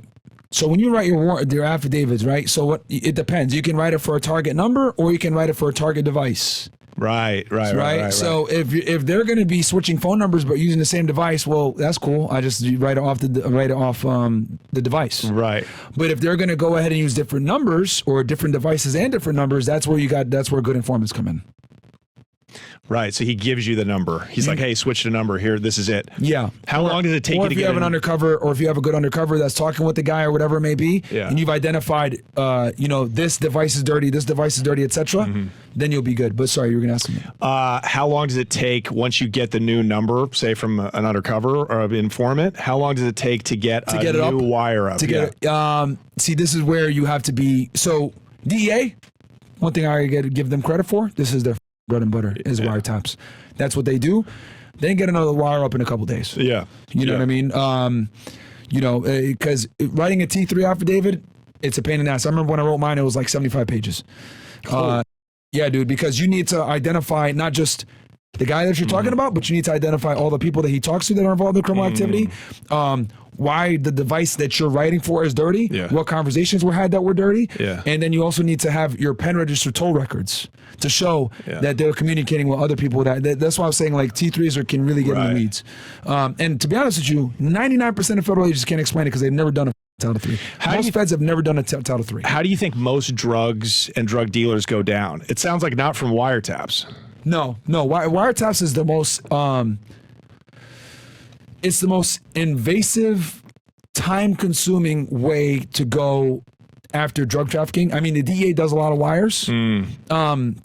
But, you might deal with some sophisticated guys that just don't use phones like that, right? You might get some guys that are using different apps. They're not necessarily using phone numbers as much, right? So it goes back to, old school stuff. Surveillance, undercovers, good informants. Informants are the butter. Of course. That's what it is, bro. I mean, that keep it 1,000. As a guy that at one time I was controlling like 10 informants. Holy That's a and pain in the you ass. right. It's like a dealing with pain in the hoes. ass. It's like yeah. It's like They all got their different kids that quirks. are criminals. Yeah, they got their quirks. They're doing dumb shit. Oh, bro, I got pulled over. This cop gave me a hard time. Or, oh, I got arrested. Or the worst is when, one of my guys gets arrested or whatever, and I have a good relationship with like maybe the SO's office or whatever. Hey, we got your guy here or whatever. I'm like, oh my God, bro. So, yeah, it's a pain in the ass. Did you have any informants that ended up getting deported and killed for being informants or found out or anything like that? Most of my informants were U.S. citizens because I didn't like dealing with that. Because if I had an informant that was a foreign national, not only would I have to do his CI paperwork, I would have to do his immigration paperwork too. Because you got to give him. I got to get him a parole. I got to get him a parole. Maybe I got to get him a permit. No, that was a pain in the ass. I tried to always have U.S. citizen informants. I tried to. I mean, did I have foreign national informants? Of course. If they were worth it, yeah. But a lot of times those guys behaved. Because they didn't want to get removed. Of course. But the U.S. citizens were the pain in that. The knuckleheads. So it sounds like you liked working drugs a lot more. Yeah. People. So I did a lot of guns cases. I did a lot of drug cases. I did a lot of like violent crime gangs. Yeah. A lot of human smuggling, just because I was on the border and you had to deal with that. Yeah. And then I also did a lot of child exploitation cases.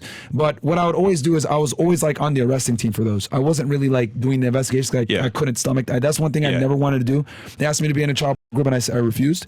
Yeah, because you have to look at that shit, bro. Bro, when that's you look at the evidence. horrendous. So I said no. So I said, but when you guys want to do the takedowns, call me. Yeah. Because I was like the young guy. I was 24 at the time. So I was like the young guy. So I'm like whatever. I'll kick the door and I'll be the first one to go down. I'll put my knee in his neck. Yeah, but I'm not going to do the cases. Yeah. So. But you did drug cases though. Like yeah. Like when it comes to drugs, dude, I did. So for the audience, I did something called Organized Crime Drug Enforcement Task Forces, or OCDF.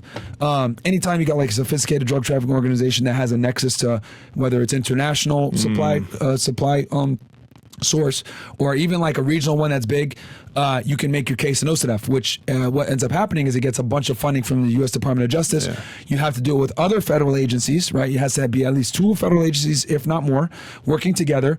You have to do a whole proposal, write up like a whole thing of why you need this funding, etc. You got to talk about your case. It's got to be sexy enough, and then the U.S. Attorney's Office will take it and designate it as an OCDF case, and then you get something called the OCDF case number.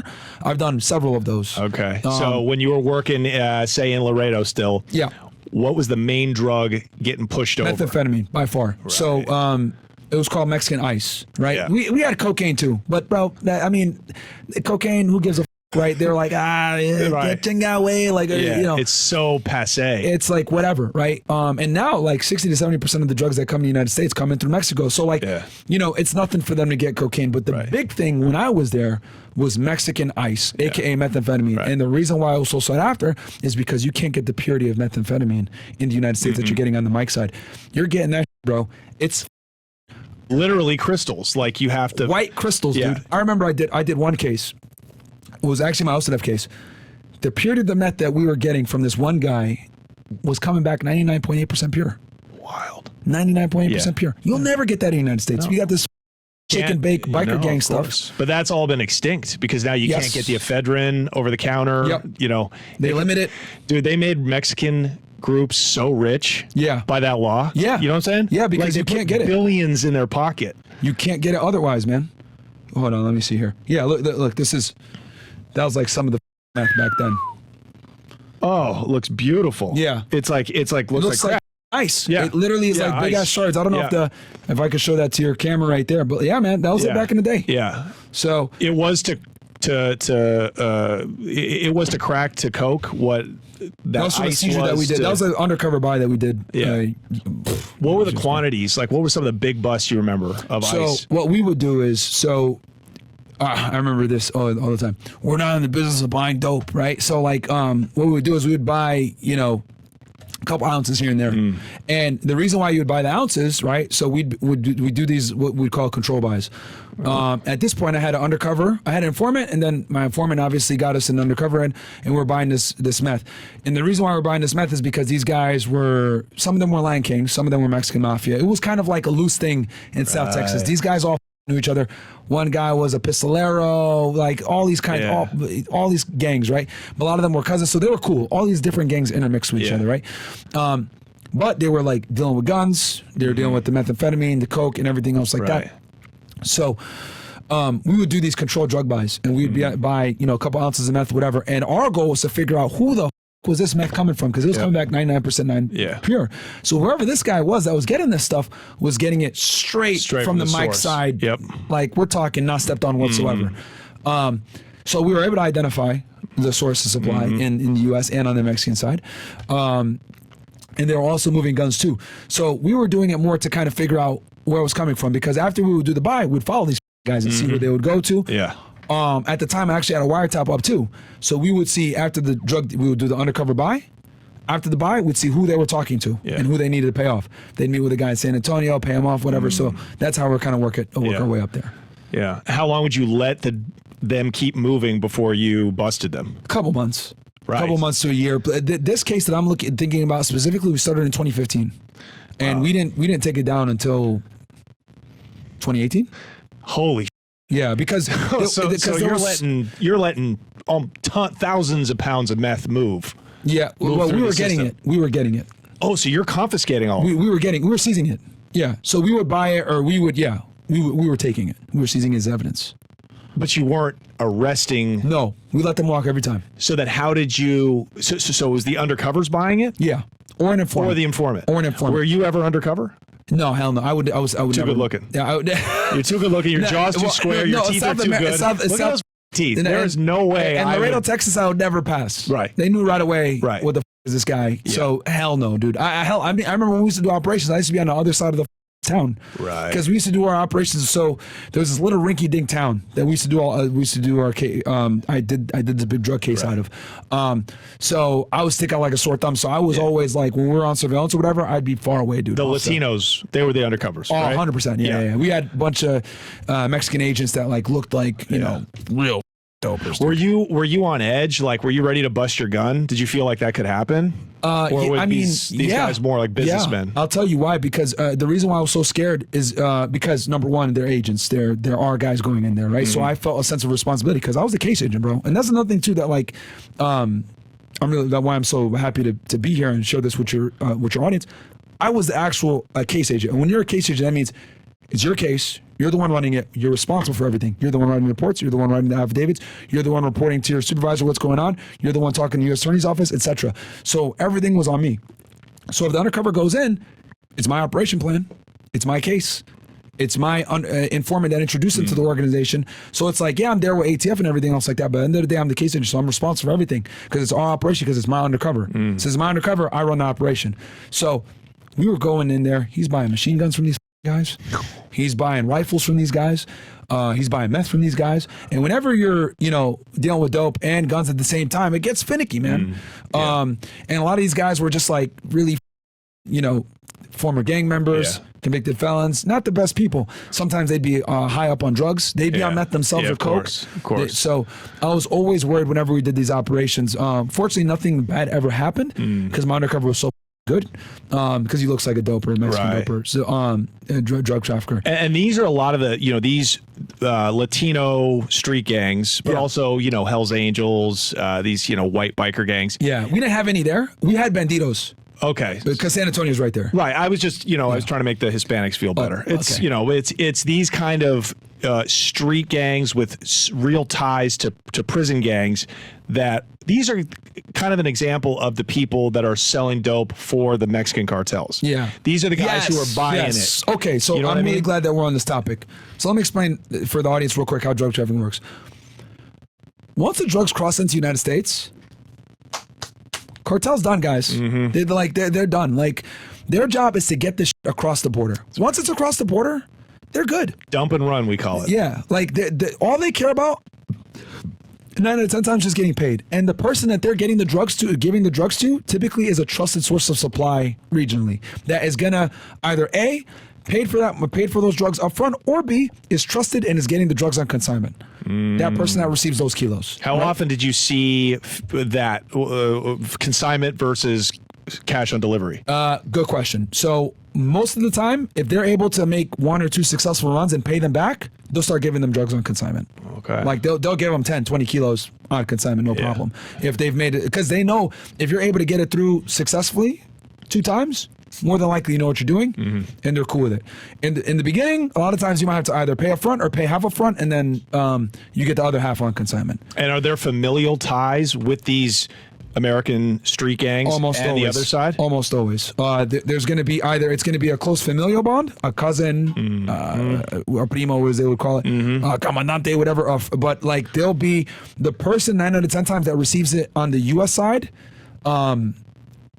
is tied in, is locked in with them to some degree. But by the time you're buying it or you're dealing with it, it's probably 6 or 7 layers removed, right? It's probably gone to another regional. So those drugs come across to a guy in Laredo, to a guy in Eagle Pass, to a guy in Las Cruces, whatever it may be. His job is to get them off the border ASAP to his main city guy. And most of the time, it's San Antonio or Houston in Texas. Okay, so it's just like people. You want to get them away from the border regions because it's way too hot. Way too hot. Because everyone and their mom investigates drug trafficking. If I was a doper on the southwest border, I'd be sweating my balls off, man, because you got SO, you got HSI, you got DEA. Even FBI wants to play sometimes when it comes to drugs on the border. You got Border Patrol. Everyone and their mom is down there, and law enforcement is huge on us. People think all the time these border towns are so dangerous. They're some of the safest cities in the United States. So many cops down there. There's so many cops down there, so they're very safe. Like people make these jokes all the time. El Paso is one of the safest cities, but Juarez has historically been one of the worst cities. Right. So they're trying to get those drugs off the border. So their job, they typically, once it gets over across the border, they have to connect with the cartels or whatever, but typically it's some kind of close bond because they're trusted, because most of the time they're getting those drugs on consignment. It's very difficult to pay for 20, 100 kilos of coke. So that person typically is tied in. That person has the connects in the major cities. They're the ones paying him. He's So the person buying them, lives in a big city where the drugs are stashed after they get off the border. So I can explain this, and I know how this goes exactly as well. So 9 out of 10 times the drugs will come through the bridge, right? Once they come through the bridge, they'll get busted by CBP, blue uniform guys, right? They'll call us. Hey, we got 50 keys of coke here at the port. What do you want to do? I'll be right there. You zip over there. Talk to that guy. Hey, asshole. 50 kilos of coke. Drugs are here. We know that you know. Where are these drugs supposed to go? San Antonio. Then where? I don't know. I think maybe Chicago. All right. Get in the car. We're going. Do something called the controlled delivery. Go up Interstate 35. 9 out of 10 times it's either going to go to San Antonio or it's going to go to Houston, right? Because those are the two major cities right there. So we're either taking I-10 or 35 all the way up, right? So, because the border, Laredo, just for the audience, Interstate 35 is what comes into Laredo, which goes through San Antonio, into Austin, Texas, into Dallas, and then all the way up into, I think, somewhere in Minnesota. And then once you get to San Antonio, Interstate 10 is there. Interstate 10 takes you from Los Angeles all the way to Jacksonville. Literally anywhere you want to go, right? And it goes through a bunch of major cities. So San Antonio is typically the first stop, and then Houston. So we go to San Antonio.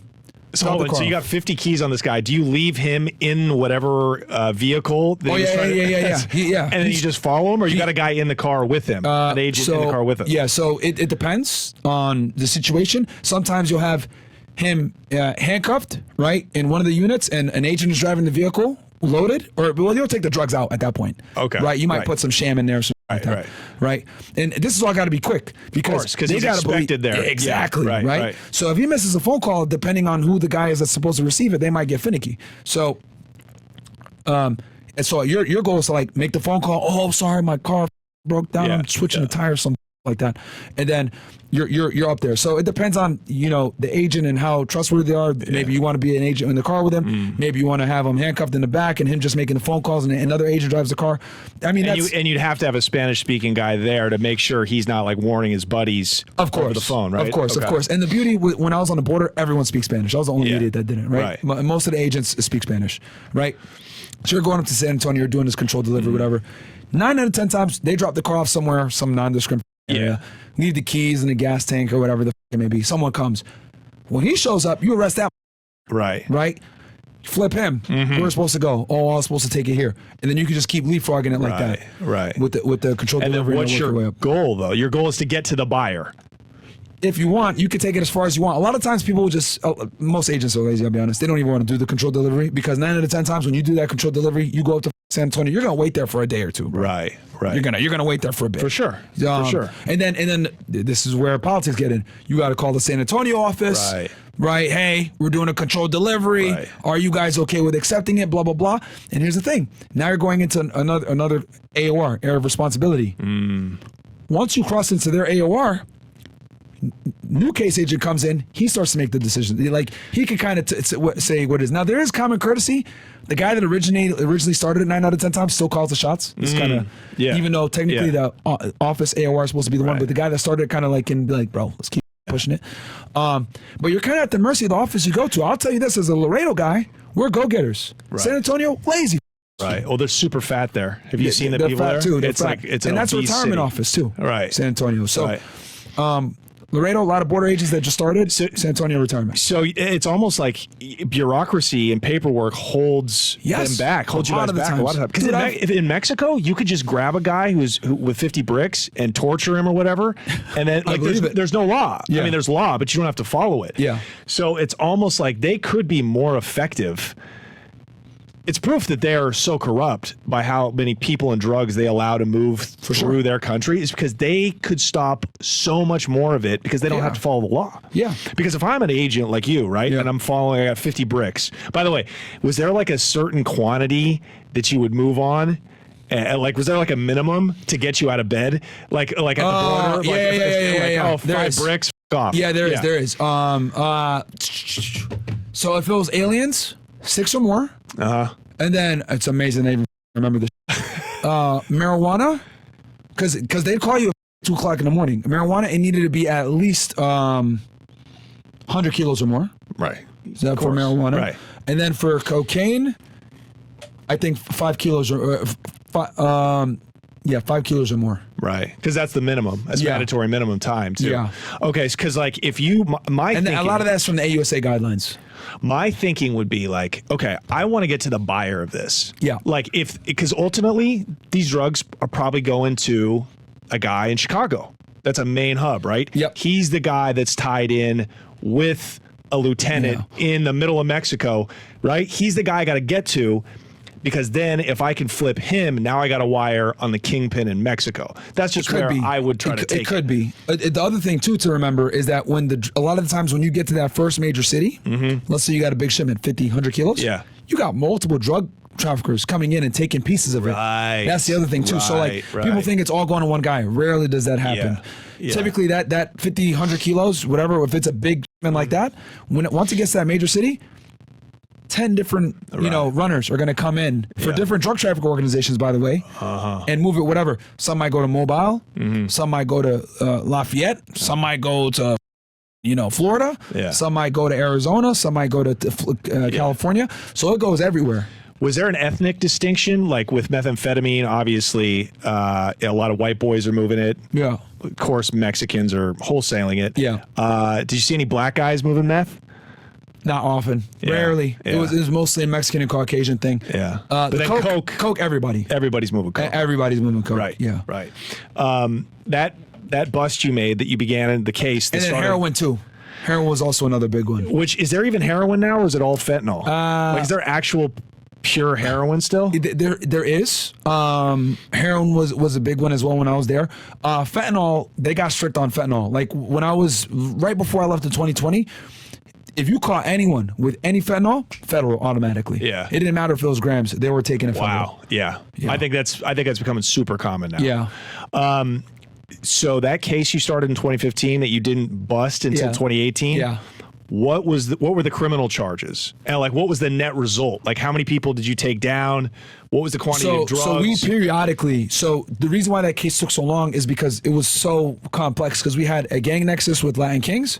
We also had a gang nexus with Texas, with Mexican Mafia. And then we had a component with human smuggling. Then we had another component with an arms trafficking ring that was involved. Yeah. And the thing is that the reason why it was so intertwined is because these crooks all did different things. Yeah. So like, one guy might smuggle aliens on Mondays, but on Wednesdays he's selling methamphetamine. So because the town that I was looking at, it was in a rural area, so it was too small for them to be specified in their criminal activity. Yeah. They're like, I got to do everything because I'm out here in the middle of nowhere. These were stealing oil. Like they had a whole scheme where they were stealing oil. Oh, yeah, dude. On the U.S. side? Yeah, they were stealing oil on the U.S. side and then bringing it to Mexico and selling it at a premium. Oh, tell me about that, please. Oh, so this is actually a case. This is how I actually got linked in with the FBI. So I had to organize it out. So funny ass story. So I'm new to Texas, right? I'm there in 24. I started this case in 2015 January. I got to Texas in the summer of 2014. So I get a call from the Texas Rangers and Border Patrol, and they're like, "Hey, we got this guy. He's smuggling illegal aliens, right?" So I'm like, "All right, cool." And I was a new agent. I was like, "Cool, I'll go up there and I'll talk with you guys." This was like an hour away from Laredo, right? So I have a meeting with the Texas Rangers, just like you would think in the movies. The sparkly belt, big hat, 1911, all dangled out with the diamonds on it and shit. I'm like, what the right? Their boots. I'm a kid from Connecticut, by the way, right? I'm there with my Sperry's and my polo shirt, sitting there, listening to these guys. You're a Yankee. You're a Yankee. That's what they call me. Yankee. It's better than the other thing they might have called you. Yeah, exactly. Yeah, it's all good. I don't get mad. So I'm there talking with them about the case or whatever. And then like a day or two later, so once I got the target's name or whatever, I put him into this database, right? And when I put him into this database, I see that the FBI's looking at this guy too. It's like, what the So I called the FBI. I was like, "Hey, I noticed that you're looking at this guy." And that's what you should do, right? Whenever you put someone into a deconfliction system, you should call. If you see that another agency's looking at him, you should probably call. You don't want to be a dickhead like, "I'm going to thumb my chest." Right. So I call him. He's like, yeah, it's a case that we got going here. How about we have a meeting about it? Sure. I go up to the FBI office in San Antonio, out there on University Boulevard or whatever it is in San Antonio, Texas. Nice office, by the way. Got a whole museum in there, by the way. Wow. Tommy guns and all that. Oh, really? Yeah, they got like old souvenirs of criminals that they arrested in the past. They got a full museum in there. Anyway, Texas is just Texas different, wild West, bro. And it goes to the roots of it. Yeah. Our Comanche Indian fighting and like blood. The Comanches, blood. Craziest ones. So I go there and he's like, "Yeah, we're looking at this guy. He steals oil." I'm like, "What the?" I'm like, "What?" Yeah. And they're like, "Yeah, like he's stealing oil. They got this scheme where they're stealing oil and then they're because it's not refined or something like that. So it's like just crude pure oil. Right. And they're smuggling it into Mexico and then they're refining it there for a lower cost and making a bunch of money or something like that. Is this off of public lands? Yeah, because in that area, huge oil drilling area. Right. South Texas. Huge. So these guys are just stealing this from But are those public lands though, or are they private? No, they're private. Okay. They're breaking into these private drilling areas where they're fracking and they're just stealing the crude oil. Right. So the FBI was looking at it, and I ended up getting linked in with them on this oil theft thing, and I'm like, "What the?" And I remember, I'll never forget, people in my office were making fun of me, like, "Oh, what are you, the oil theft agent now?" Making fun of me because the bureau at the time was trying to pursue something called a wire fraud charge. Now, for those that aren't wondering, if I'm not mistaken, 18 USC 1334. Can you check and see if I'm right on that one? I want to see if I'm right. It's a wire fraud charge. It's the bread and butter. Like if you do anything illegal and you do some fraud and you send money through whatever, wire fraud, easiest charge the feds can hit you with. Right. So they knew that these guys were stealing this oil and sending money around. Obviously for the proceeds. Yeah. Wire fraud, right? Right. So anyway, so now I get linked in this oil theft. Right. And I'm like, 1343. Okay. Yeah. Elements of wire fraud. So, I'm like, what the? And then I find out that these guys are also selling meth. And I find out these guys are selling coke. And then I find out some of them are like gang members. And they're smuggling cocaine through Greyhound buses. All this crazy shit comes out of nowhere. Holy. Right? And then it gets even crazier because this little town, everyone knows each other. They're all cousins. Yeah. They're all crooks. So it ended up, to make a long story short, it ended up being like a layered, what I would call like a layered case. We'd arrest one guy on a felon in possession charge, right? Because I remember he was a former Navy guy, right? Right. So he was a felon, but he also was a dishonorable discharge. So hit him with the dishonorable discharge as a prohibited person because that had carried more time, right? Whatever it may be. Right. And then we would arrest him and interview him on his cousin, who we knew was a big-time methamphetamine trafficker. So we were making arrests periodically on a multitude of different charges, but we knew who players were in different crime sets, if that makes sense. Yes, so it doesn't... It was very complex. It sounds like you didn't wait to bust everybody at once at the end. No, we didn't do a roundup. So why did you There's a big reason why I didn't do that. Why? I didn't want my sources getting burned. Right, of course. Because then the CIs are used up because it comes out in the paperwork. Like, this is who it is. There you go. The discovery paperwork. So what I did was, right, and we're really getting in the weeds now, but hey, man, I love talking about this. No. Our criminal fan base needs to hear this. No, sure.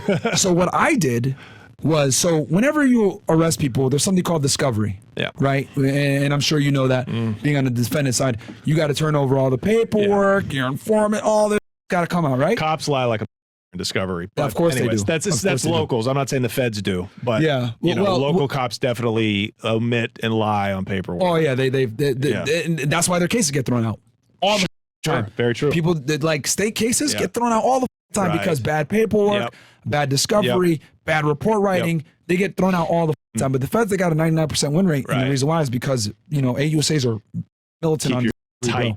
Militant. Matter of fact, AUSA won't even indict a case unless they're ready for trial. That's the difference between the state and the feds.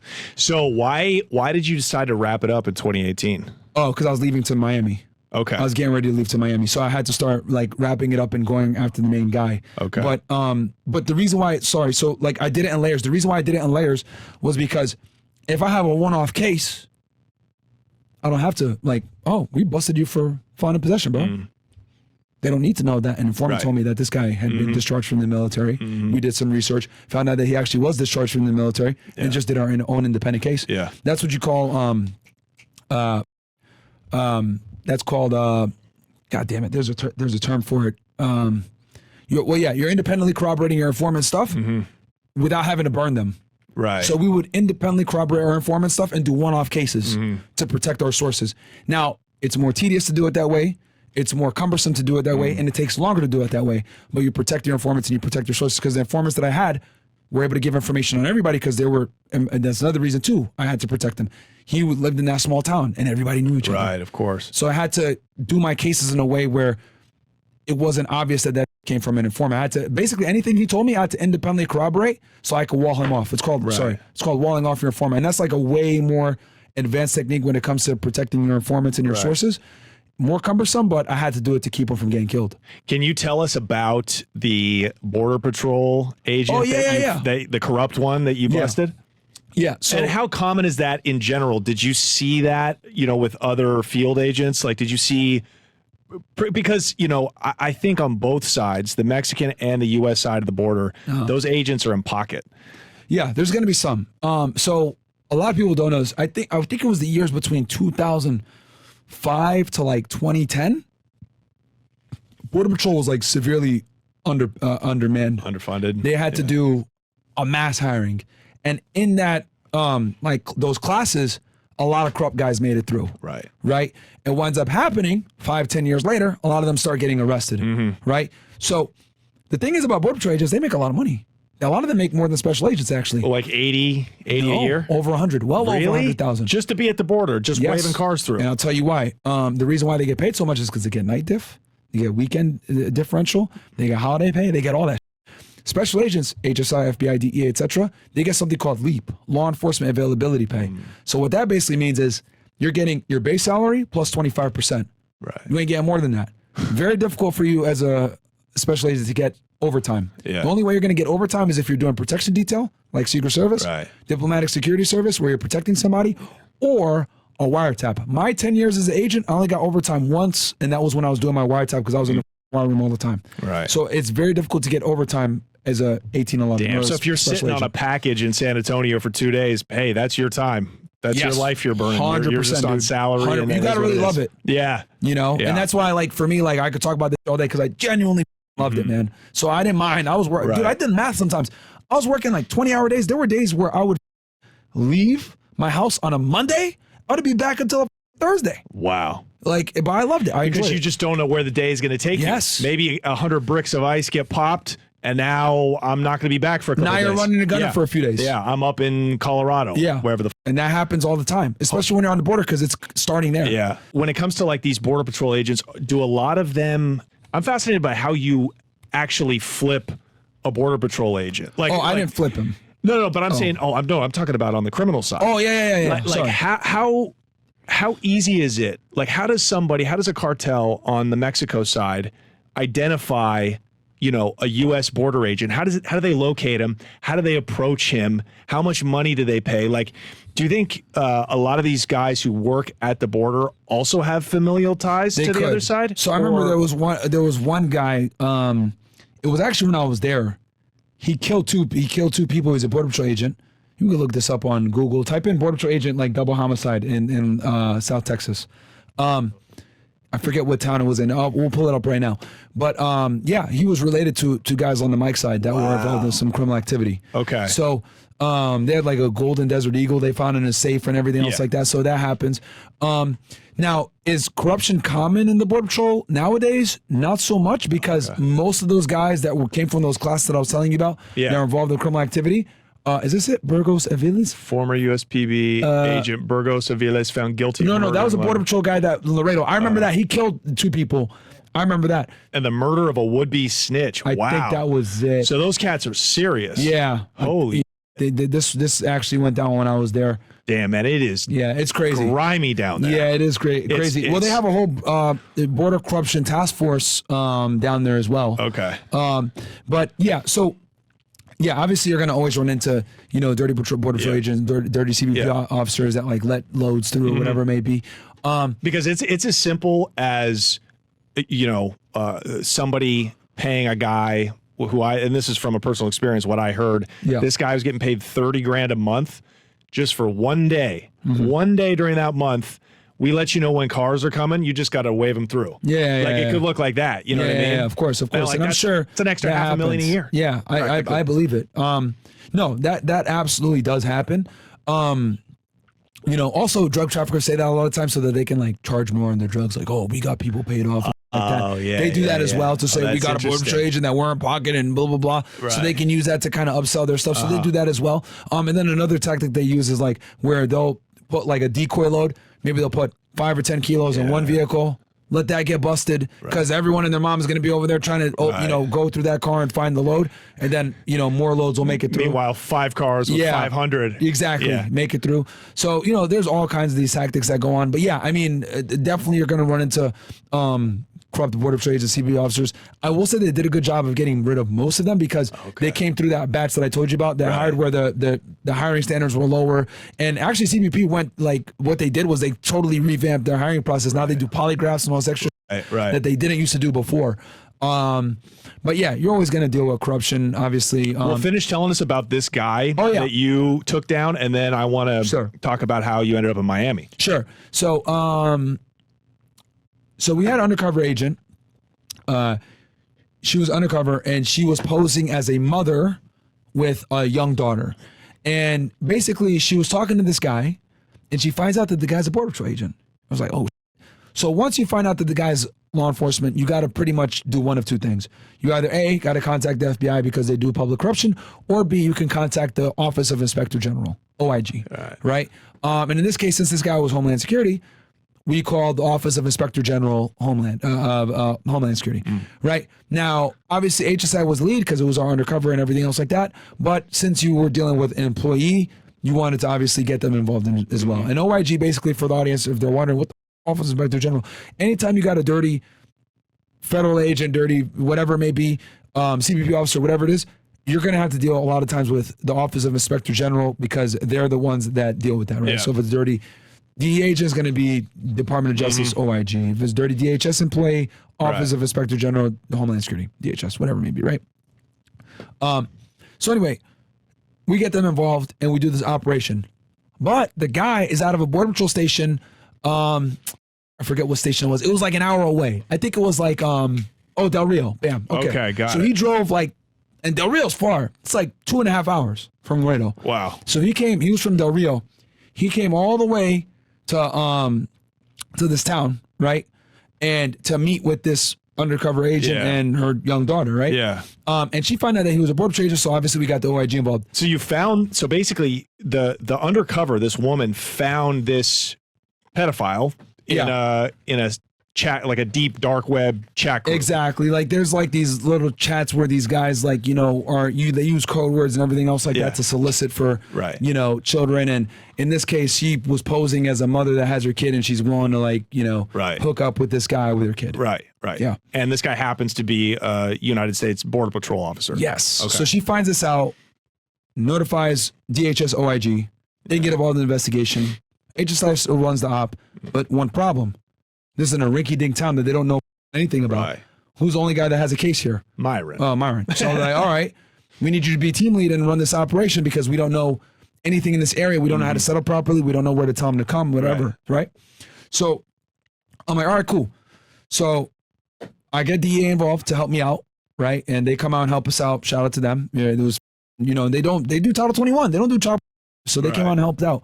Because obviously when you're doing crimes against children, you know, it's all hands on deck, right? So, and it was a Border Patrol agent. So I remember at the briefing explicitly asking the OIG agent, right, hey, what hand does this guy shoot with? Oh, he's right-handed because they have all those records, right? Because the academy records, all that other shit. Wow. Yeah, we had to be thorough, man. Because I knew more than likely he was probably going to be armed. You're a federal agent, bro. You bring your gun everywhere with you. I remember when I was on the job, I brought my gun everywhere with me. You could fly with it, no problem. Right. You know, when you're a Fed. So I was like, yeah, he's probably going to be armed when he shows up. So it is what it is, right? So he shows up, right? And 9 out of 10 times, whenever they're going to do this stuff, you want them to go to the store first. Because we're going to do the takedown at the store. And there's a reason why. So he goes into the store, right? Into this market. And we're set up around the in the parking lot, right? Waiting. I remember, see where like that white vehicle is right there kind of on the side, like by that base truck? Mm-hmm. I was set up there with my team. I had like 3 or 4 guys. We're in our truck. And then there was another truck in front of us, and then there was another one on the side, right? So he goes in. We watch him go in. He's wearing a jacket. It was like a really cloudy, like it had just finished raining, right? So it was kind of slippery outside. It was dark, etc. So he goes in, and he comes back out. When he comes back out, we're like, all right. So I give the sign. Hey, we're gonna take him down. We're gonna take him down. And the reason why we picked this place in particular is because it's right off the highway. We knew he was gonna come in from 35, get off the highway, and come right in. So he goes in because he said he wanted to get a gift for the undercover. Also, so he suggested you should go to the store. Right. You should go to the store, and she told him that she was at a hotel next door. Oh. That's why I picked this location. Right. And I told her to tell him this because logistically it made the most sense, and we'd be able to do a takedown cleanly. So he comes out, right? I'll never get this. We come in and cut him off, right? I'm in the back right passenger seat. I get out. I got my Glock 17 on my hip. I pull it out, and I'm like, federal agent, put your hands up. And he's coming out, and he's looking to his right? So he looks back, and he sees me, and obviously, like, he doesn't see the vest or anything else like that. He's like, what the? So I see him go like this. And in the academy, they teach you this when you have a jacket on to swipe it out the way to grab your gun. Mind you, I knew he was right-handed. Right. So I'm like, oh. And I got my thing lined up right on his head because I knew maybe he might have his vest on or something like that. So I said, federal agent, don't do it. I'll shoot you. Don't do it. Don't do it. And your adrenaline spikes. Man. You feel that? Like I literally thought I was gonna shoot this guy. So, so I got my gun out and I see him go like this, and then I kind of see him like. For a split second, he kind of hits him like, oh shit, I'm about to get arrested. And then one of our partners, my supervisor, actually a good friend of mine, to this day, he's still on the job, grabs him and throws him on the floor. Yeah. And I was like, okay, thank God. Yeah. Right? Because you don't want to deal with the shooting, bro. It's never fun. Yeah. So they take him down. We arrest him. He has like lube and candy and all this other shit. That's all evidence, though. Well, of course. So ends up working out. Takedown went well. Everything went, went good. He immediately confesses, right? Whenever you catch these guys, these pedophiles, they almost always confess. Yeah, they're complete self-hating. There's almost nothing criminal about them. Yeah, it's just pure like evil, and because they're the most like broken individuals. Yeah, in prison, they're not like you don't get any respect for beating up a chomo. Yeah. Like they're not tough. They don't have brawlic. They're not. I don't know how to describe them. There's something not human about them. Yeah. And they're just up in the head. They're really up. And that's another reason, too, why I didn't want to be on the child exploitation group is that when you're an agent in these groups, you have to really put your personal feelings aside, a lot of the times, you have to empathize with them when you interview them. Oh, really? So like, yeah, I get it. Like, blah, blah, blah. Like to get confessions, you have to really get into a dark place and identify and bond with them to get these things. And I just didn't want to do that. I just wanted to arrest them and hand them over to the agent. So as soon as we arrested him, handed him over to my buddy, because the guy, the case agent was actually a friend of mine. We used to play video games together. So I was like, all right, he's your problem now. We did the op for you guys. He's under arrest. Here you go. Have fun with him.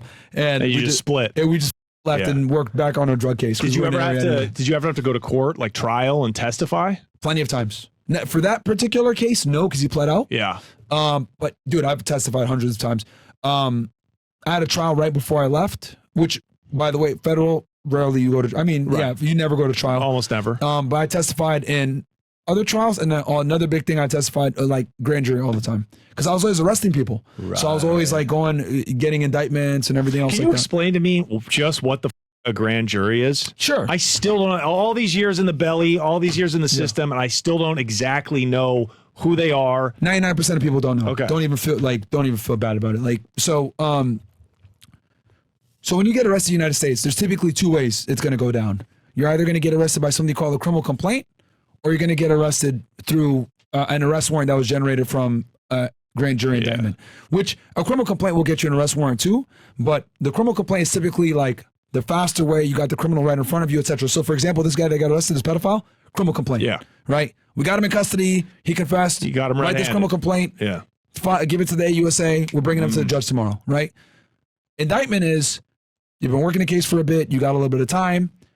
You go to a grand jury. You get him indicted. So a grand jury basically is a group of your peers, just like a jury. So you get a letter for jury duty, but for grand jury duty. Yeah. Just like you do for regular jury. Exactly. Okay. And the difference is with the grand jury is they'll be on the grand jury for a while. Yeah. They'll typically be there for months. They'll hear hundreds of cases. Right. So they'll go there. It'll be like 30 of them, right? Depending on every AUSA's jurisdiction is different. But when I was in Miami, it was like 30 to 40 of them. When I was in Laredo, maybe like 20 of them. But they'll be in there and you'll talk about your case. There'll be an AUSA in there and you'll be in there.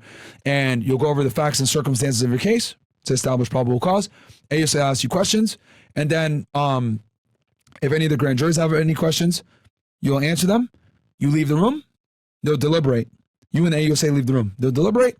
And then if it's, they say you can indict a ham sandwich, 9 out of 10 times, you're not going to the grand jury room if they don't think you're going to get a true bill. Because AUSAs are AUSAs aren't going to indict unless they think they're going to win a trial. Right. They're very thorough. That's why most AUSA's offices in the country have a 99% win rate. Mm-hmm. There's a reason why people say, oh man, I just don't want to get arrested by the feds because they know they're going to go down. Right. So that's what a grand jury is. So basically you're going in there, you present your case, and then if they have enough probable cause, which isn't that high of a threshold, they get a true bill, and then bam, you get an indictment. After you get your indictment, you go to the judge, the clerk, give you an arrest warrant, boom, you go get your guy. Okay, so it's essentially the grand jury is there to vote to decide if there's enough evidence to put a criminal complaint on someone. To indict someone to get a true bill, to get a true bill of indictment, which will then generate an arrest warrant. Right. Okay, and then the criminal complaint is something that the agent files. The criminal complaint is you got your complaint cover sheet, and then you got an affidavit. Right. The affidavit outlines all the facts and circumstances that led to the probable cause, and then you can file that. That will get you an arrest warrant. But if you do a criminal complaint, you still have to indict them because the indictment is the formal charge. I see. So, like, let's say you don't got a lot of time, you do the criminal complaint. Within most AUSA's offices, we're really getting in the weeds here. 10 to 14 days, you got to indict them. Yeah. Or you could just indict them off the rip and be good. That's why most AUSAs don't like to do criminal complaints because it's almost double work. And you put yourself on a timeline. This is fascinating. Wow. Yeah. So you're on the border, and that's the baddest of the bad. Yeah. And that's why I got so much experience. Like my 4 years in the border, I did more than agents that have been on the job for 20 years. Yeah. How many hundreds of arrests? I was involved in all different types of operations. Of dope? Can you estimate? Just dude, I've seen thousands of pounds of marijuana. Yeah. To this day, like the smell of marijuana, I hate it. What do they do in the evidence rooms? Like where they store all the stashed drugs? Like, well, yeah. What do you do with 1,000 bricks of heroin? Like, how do you get rid of that? So you hold on to it, right, until the trial, and then if the guy pleads out, and then it passes the, like there's going to be no appeal or anything. You burn that. You take it to a burn house where they get rid of all the drugs and they burn it. Yeah, but it like incinerates up in the air like chimney smoke. It incinerates. Yeah, there's a bunch of heroin smoke, and then you got to, and it's crazy over the plains because like there's so many like you got to go with like 5 guys, like all witnesses, and you got to go and like burn the. Right. Yeah. So to make sure like it was really disposed of, because everyone's like, oh, you guys smoke it, don't you? Of course. Nah, man, they get rid of that. They really do burn it. You need 1 million witnesses with you.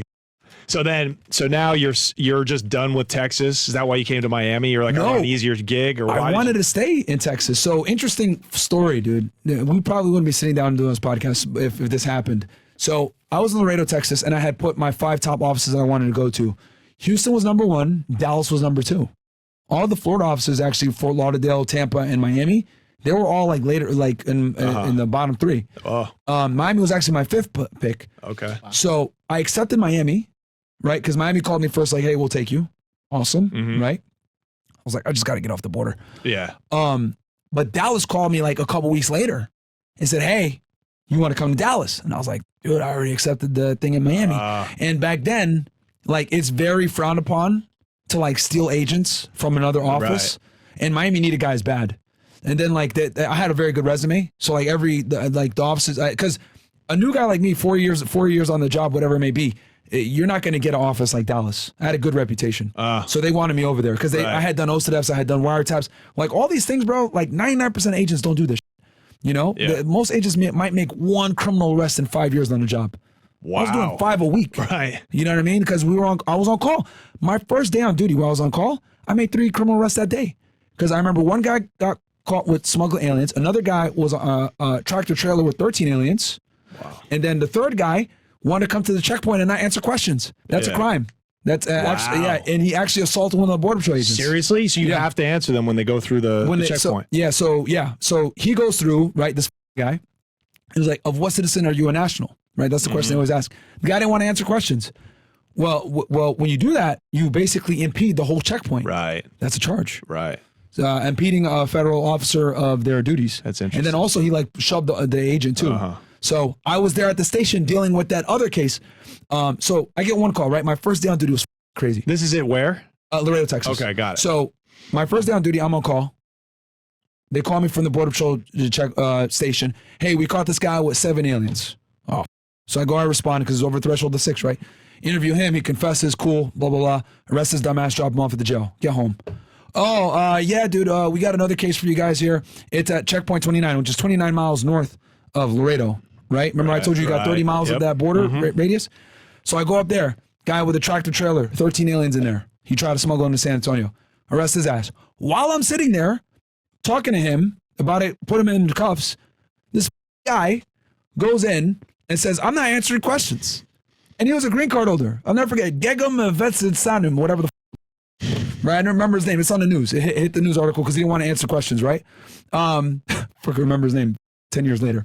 And I'm there at the checkpoint and like, yeah, this guy assaulted a Border Patrol agent and he didn't want to answer questions. I'm like, all right, cuff his ass too. Take him and his dumb ass friend down to Laredo and put them all in jail.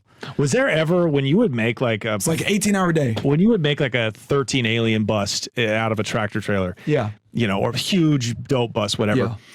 After you concluded the case on the U.S. side, would you ever try to let the Mexican authorities know, like, hey, these are the numbers that we have for the kingpin? You just didn't even bother? So because unless it was a vetted unit, like I was telling you, you didn't even bother sharing information. Just impossible. Yeah, because they're probably corrupt and they're going to let them know. So unless you had a vetted unit, you never contacted, you never dealt with Mexican law enforcement ever, unless you had a vetted unit. How and wild even coming across those guys was even tough to find them because they have to go through a U.S. background check that takes forever. Yeah. So if you're one of these high profile kingpins in Mexico that gets arrested and extradited to the U.S., they wanted you. Like there was a high level deal between, both governments where they're like, hey, you need to give us somebody. Oh yeah. That's the only way it happens. It took forever for us to get Chapo. They did everything in their power to not turn him over because they look at it like, so when they turn over their criminals to us, they kind of look at it as like submission. Like, oh, we're gonna turn over one of our own to United States, the empire, yeah, and they're gonna put him in prison, and he can't die in his homeland. He's gonna die in a foreign country. So like, it's an enormous political pressure a lot of times to get these guys extradited over. And the only reason Mexico turned him over is because he fled twice. Right. So there's really not a lot of solidarity. There's not a lot of working together between the Mex feds and the American feds. They really don't like extraditing their guys, man. Right. Unless they absolutely have to, or like there's an enormous amount of pressure from the United States. Yeah. Like the guys that killed Jaime Zapata, they extradited those guys immediately. For sure. Like there's no choice. Reason. Yeah. Obviously. But yeah, in general, like it's very tough. I mean, you look at the DEA's top 10, you look at a lot of times HSI top 10, a lot of times they're Mexican drug traffickers, and they're never going to get caught. Right. Okay, so here's another thing that boggles my mind. Sure. How does the DEA working in Colombia, Mexico, the Dominican Republic, how do they arrest? They have huge offices there. How do they arrest a guy there, a Colombian national, and then extradite him out of his own country to the U.S.? Is there some kind of agreement between the two governments that allows them to work together? You do something called, we're really getting in the weeds. You do something called the MLAT. So an MLAT basically is what you would do to get someone extradited over. It takes forever, but DEA has very good. America and Colombia in general have very good relationship. Right. They're an intel partner. Yeah. Right. Mexico. I think we're closer with Colombia than we are with Mexico. Probably. They're an intel partner. Hell, DEA has a SAC office over there, dude. and a SAC office, just to explain, a special agent in charge office. If you'd have a SAC office, that's typically at least 50 to 100 guys for you to have like a SAC office. Right. So think of it as like every scumbag DEA officers they want that Colombia job. Yeah, we know why. That, and then also like it's good work. Like we got an HSI office there, but we don't got as many guys. DEA runs Colombia. You know what I mean? Yeah. But yeah, they got good connections with Colombia. So that's how it is, though. You can't just kidnap, because it seems like kidnapping. You arrested Dominican or Colombian. They got MLATs in process, and when you're at that level, they got a prosecutor here in the United States, AUSA, Assistant United States Attorney. Then they got the Colombian representative. Hey, we want this guy, etc. Okay. MLATs are being filed. They're probably able to make it happen in a fraction of the time because they got Colombian DEA agents. They're like, it's just like it's that It's like the diplomatic agreements. Exactly. They got like they got a level of diplomacy that just other agencies don't have. Yeah, that's why able to pull. That's why drug traffickers are loving Venezuela. There's no DEA offices there. Yep. You know what I mean? There's no extradition. But they got a full-on SAC office in Colombia. Did you not have any interest in working internationally? If I stayed on the job, I probably would have went somewhere to the Middle East, just to brush up on my Arabic and stuff. And I think I probably would have been able to get it. I just wasn't with the agency long enough to do it, because that's typically something you do later on in your career. Right. But I think if I had stayed, I definitely would have been able to get like one of these Arab spots, because there's not that many Arab speaking agents. And there's a lot of drug trafficking going on, like in Saudi Arabia. They got these pills now that like they produce them in Syria. Like ISIS had like a connection with these guys, but they're like amphetamine pills. Like they're their version of ecstasy. But it's the thing about the Middle East with drugs is like Dubai, for example, they got two sets of laws, right? And they don't even hide it. Like if you're a foreigner, you're going to jail for a long time if you get caught drug trafficking. Really? Yeah, but if you're like a national, like we'll put you in a rehab program, couple months, so we'll bring you out. I like that. Yeah, though. like good for them. They don't go, man. But like, you're a foreign national, you're going to jail for a long time for drug trafficking in the UAE. A lot of these Arab countries have very strict laws. In Saudi Arabia, you can't cut heads off fast enough for that shit, bro. Oh, yeah. God damn. Yeah, they also kill you for witchcraft over there, too. Do they? Yeah. Wow. Interesting enough. Witchcraft is crazy. Yeah, one of the few countries that still does, beheads you for witchcraft. Haiti, they encourage it. They encourage it over there. Your Haitian producer, he goes, he's chilling in the back. Okay, so you end up in Miami. Yeah. What did you do here? This is 2018? 2018, I got to Miami. And then did you start podcasting? No, I didn't start podcasting until 2020. How the Well, first of all, tell us how it was working in Miami, what the differences were. Yeah. Here it's all maritime smuggling versus land border smuggling. Yeah. Obviously, here in Miami, Mexican organized crime doesn't take precedence like Colombians do. Okay, yeah. So and Bahamians. Right. Okay, Bahamian so organized crime. Who's running the coke trafficking, the heroin trafficking. Who's running Miami right now? So it's all Colombian drugs. Yeah. But the Cubans and the Bahamians Are the ones selling them. So the Bahamians are the gatekeepers to the United States because most of the drugs comes in through the Bahamas. Bimini, to be exact. It's coming in from Bimini. What's right? Bimini? Bimini, Bahamas. Okay. Which is only not that far. It's only like 50, 60 miles from here. Yeah. Nautical miles. And then obviously Freeport, Bahamas as well. Huge. That's closer to West Palm Beach. But yeah, the Bahamas in general is like the transit country for the drugs from Colombia to the United States. So that's still a Miami. route. That's Still a route, The Caribbean surprisingly. routes, and I think it might be growing again because Yeah. we shut down for years. But I Yep. feel like I'm seeing more news articles. Oh yeah, they're still moving thousands of pounds of cocaine through submarines and these speedboats. And where do they land when they get to South Florida? Do they actually land in Miami or around Miami? Yeah. So a lot of the time, haul over. Where's another spot? They'll do a lot of C2C transfers. Right. The Bayside Marina, surprisingly. Yeah, they're right in downtown Miami. I mean, doggy, that's in the middle. That's like hiding in plain sight. Crazy, I know. Miami Beach sometimes. Think about how desperate. The haulover is a big one. Think about how desperate you got to be on a. And these are like fast boats that come in. Yeah, like and then- classic 1980s. A lot of the times, yeah. It's fast boats. Sometimes it's the big boats, and they'll have the drugs stored in like compartments. concealed. They bring aliens in too on these boats. Like in the Crazy. compartments. No, they'll dress them up and make them look like regular people. Yeah. They won't be like all dirty and dingy. They'll be like, oh, hey, this is a luxury yacht. They're just working there in uniform. Yeah. Yep. They're more they're a lot more. I would say they're a lot more sophisticated and creative. Here on this side For sure. You kind of have to be because the Mexicans, there's so much land. You could just throw volume at the problem. Yep. You know what I mean? Yep. But here it's like, you get I forgot to mention this. Like if you don't make it through, let's say you get caught by Border Patrol and you get sent back to Mexico, you'll get like 2 more shots. Yeah, dude. The smugglers like give you like they'll let you like they got like it's like written in the agreement like, oh yeah, you could try 2 more times. Yeah, it's like good customer service. It's like a package deal. Yeah, dude. Dude, we talked to these. It's coming out on our channel in a couple of months. Nice. We interviewed these guys from Chiapas. Okay. They were in a stash house in Juarez. They had just been brought, they'd made it over the border and they were waiting to get picked up to try to get through the checkpoint. And they were on their 3rd attempt. Yeah. They paid $9 grand. Yeah.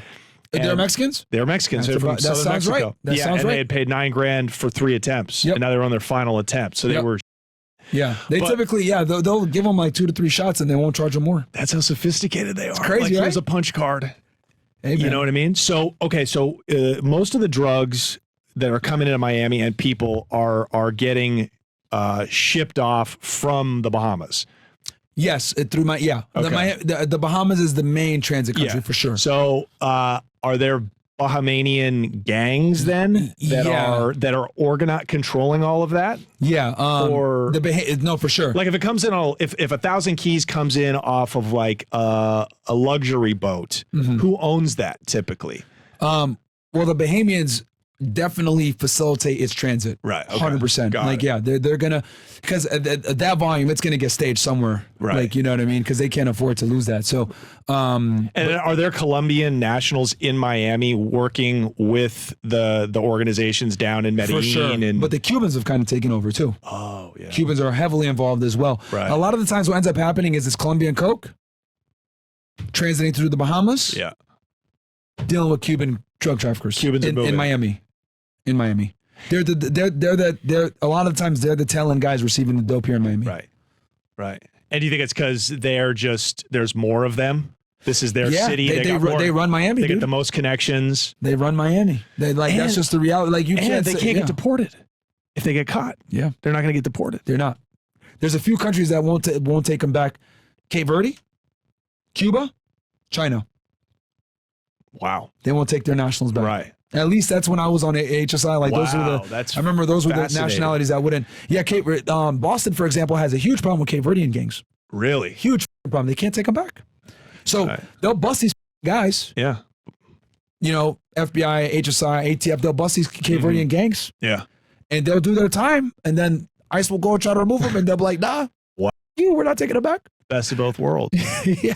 Wow. So Colombians are still So you don't see any presence of Mexican cartels in Miami? Miami, no. Wow. All the Mexicans are in Homestead, which at that point, that's counterproductive. That's going back south.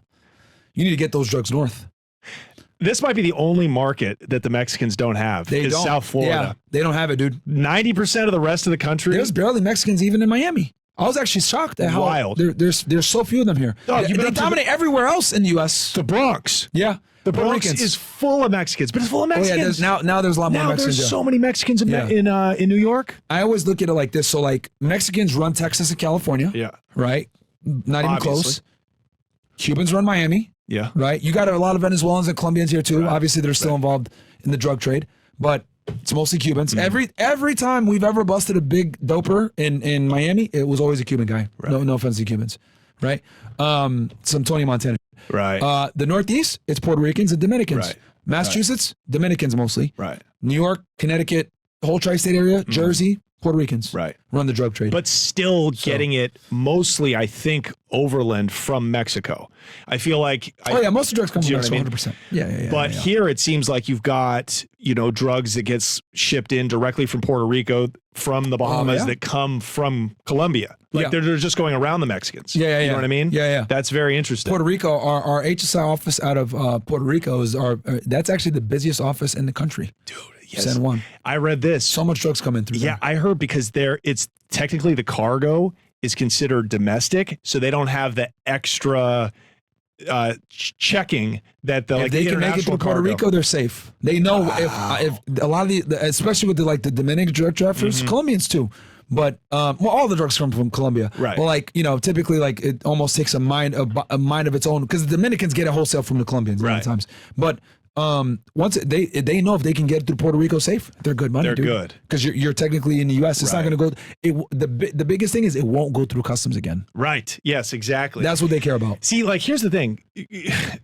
Liberals especially, and I used to think this way, I kind of still do. They're like, there's too many laws. That's why there's so much crime, because you're making laws around and everything. But like criminals know this. They pay attention to the laws. Yeah. Like they're extremely sophisticated. So I don't know. What's your opinion? Like after being in the game and now being out of it, like, do you think all drugs need to just be legalized? Like you didn't put a dent. You arrested all these people. You didn't put a dent in the drugs that are coming through. Like, is there a solution?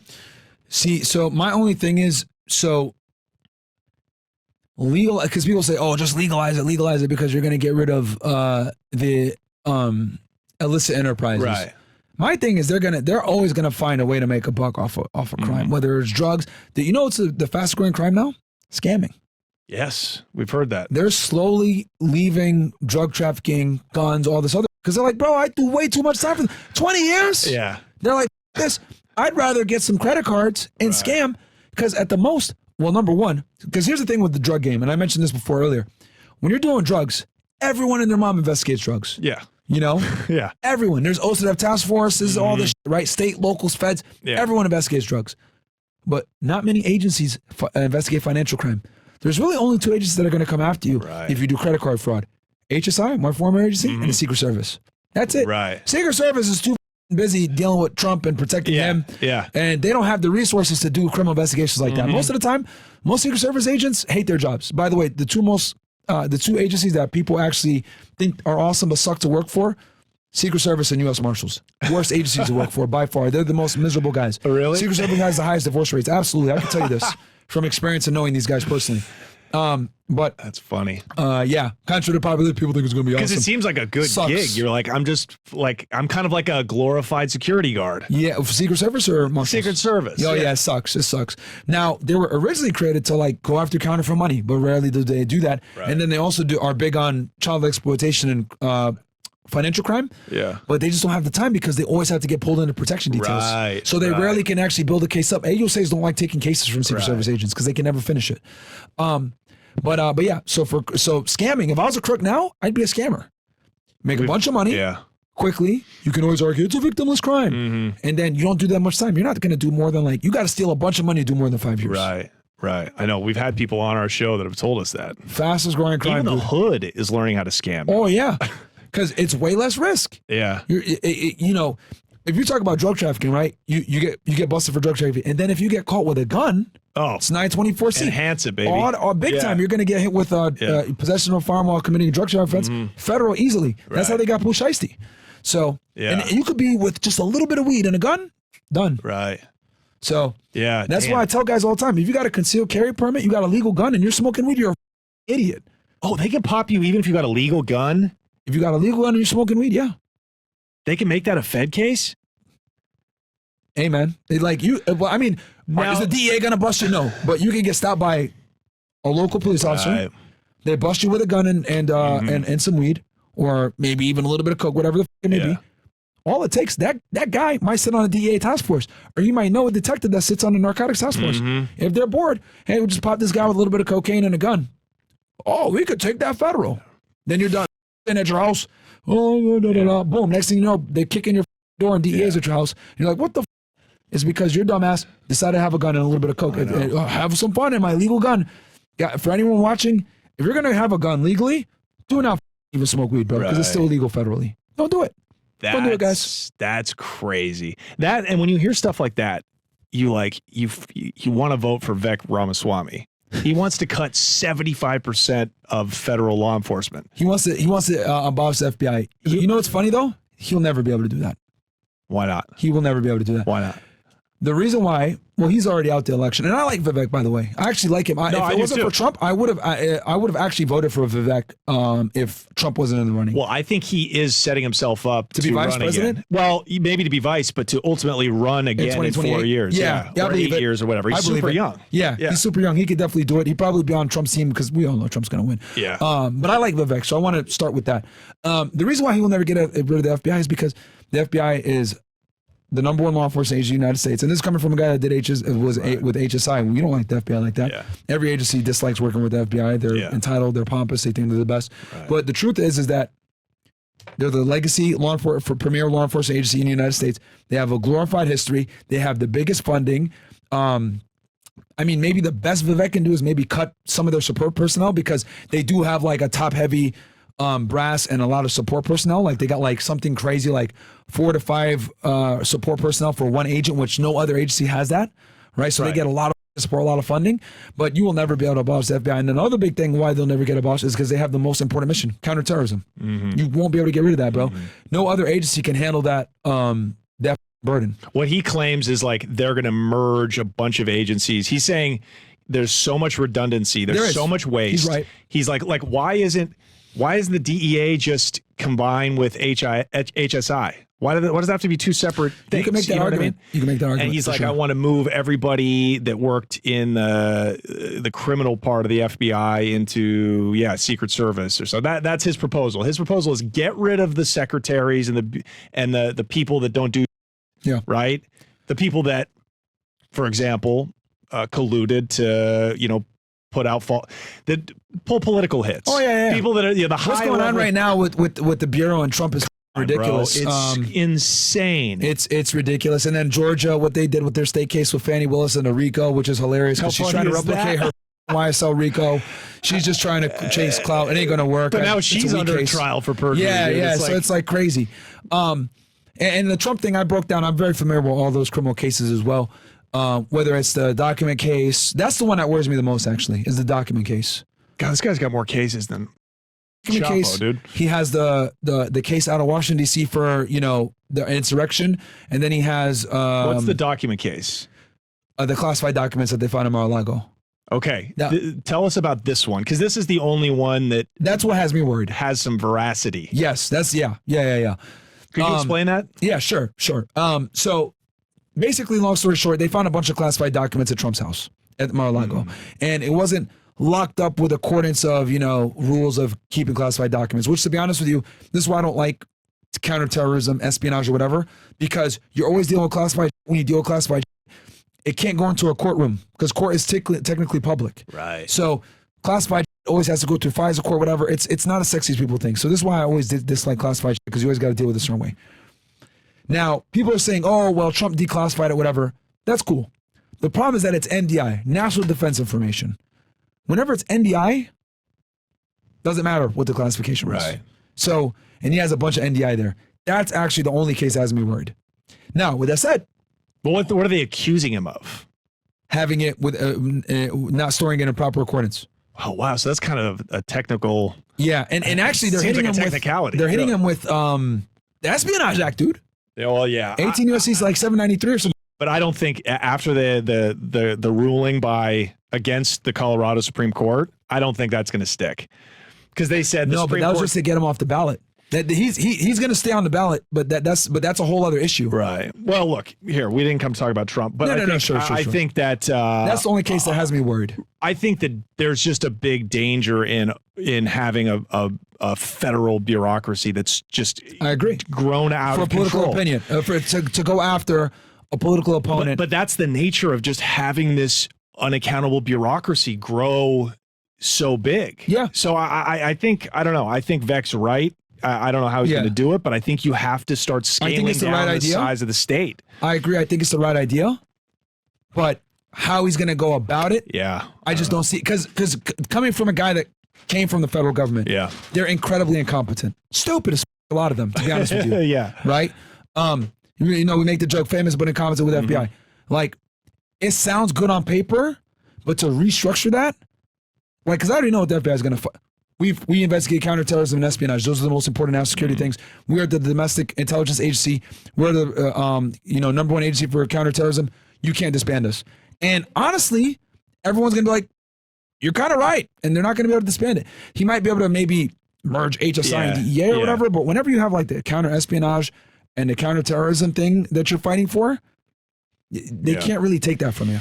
And look, there's a lot of disgusting, horrible people out there that need to be investigated and 100%. incarcerated. 100%. So I think it's finding a balance. And then when the Trump thing, real quick, I will say this: I think the way he gets out of it, right, is he's got to become president and pardon himself.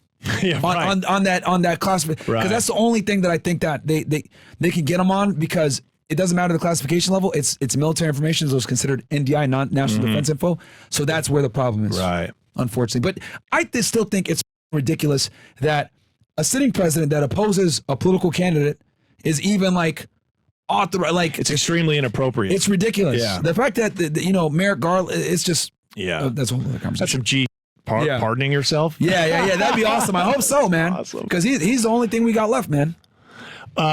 Did you enjoy working in Miami more than in Texas?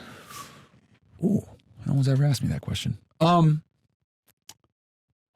And what about it, if you did so? You know what, man? It's certainly sexier. I had a great case while I was in Miami too, but you can't compare it to the border, dude. No. The amount of like running and gunning Activity. and working and Yeah. like, dude, I remember, like I said, like just being on call, helping out other agents. And you build a good camaraderie, because like you kind of feel like outsiders there, because everyone's Mexican. You're like the only outsiders, like white guys, Chinese guys, whatever it may be. So you build a really strong camaraderie. I mean, to this day, I still talk with some of those guys that I was on the border with. So, but the Miami office was cool though. I had a lot of fun there.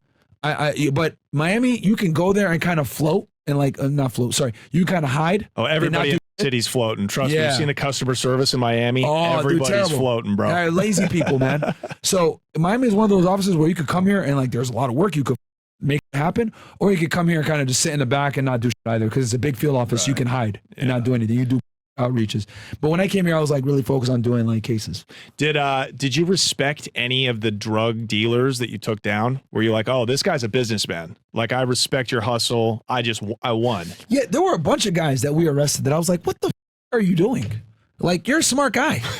I would have been one of those. Yeah, like I was like, what the hell are you doing? Like, you're a smart guy. What are you doing this? Oh, yeah. So yeah, no, plenty of guys that were really, really bright.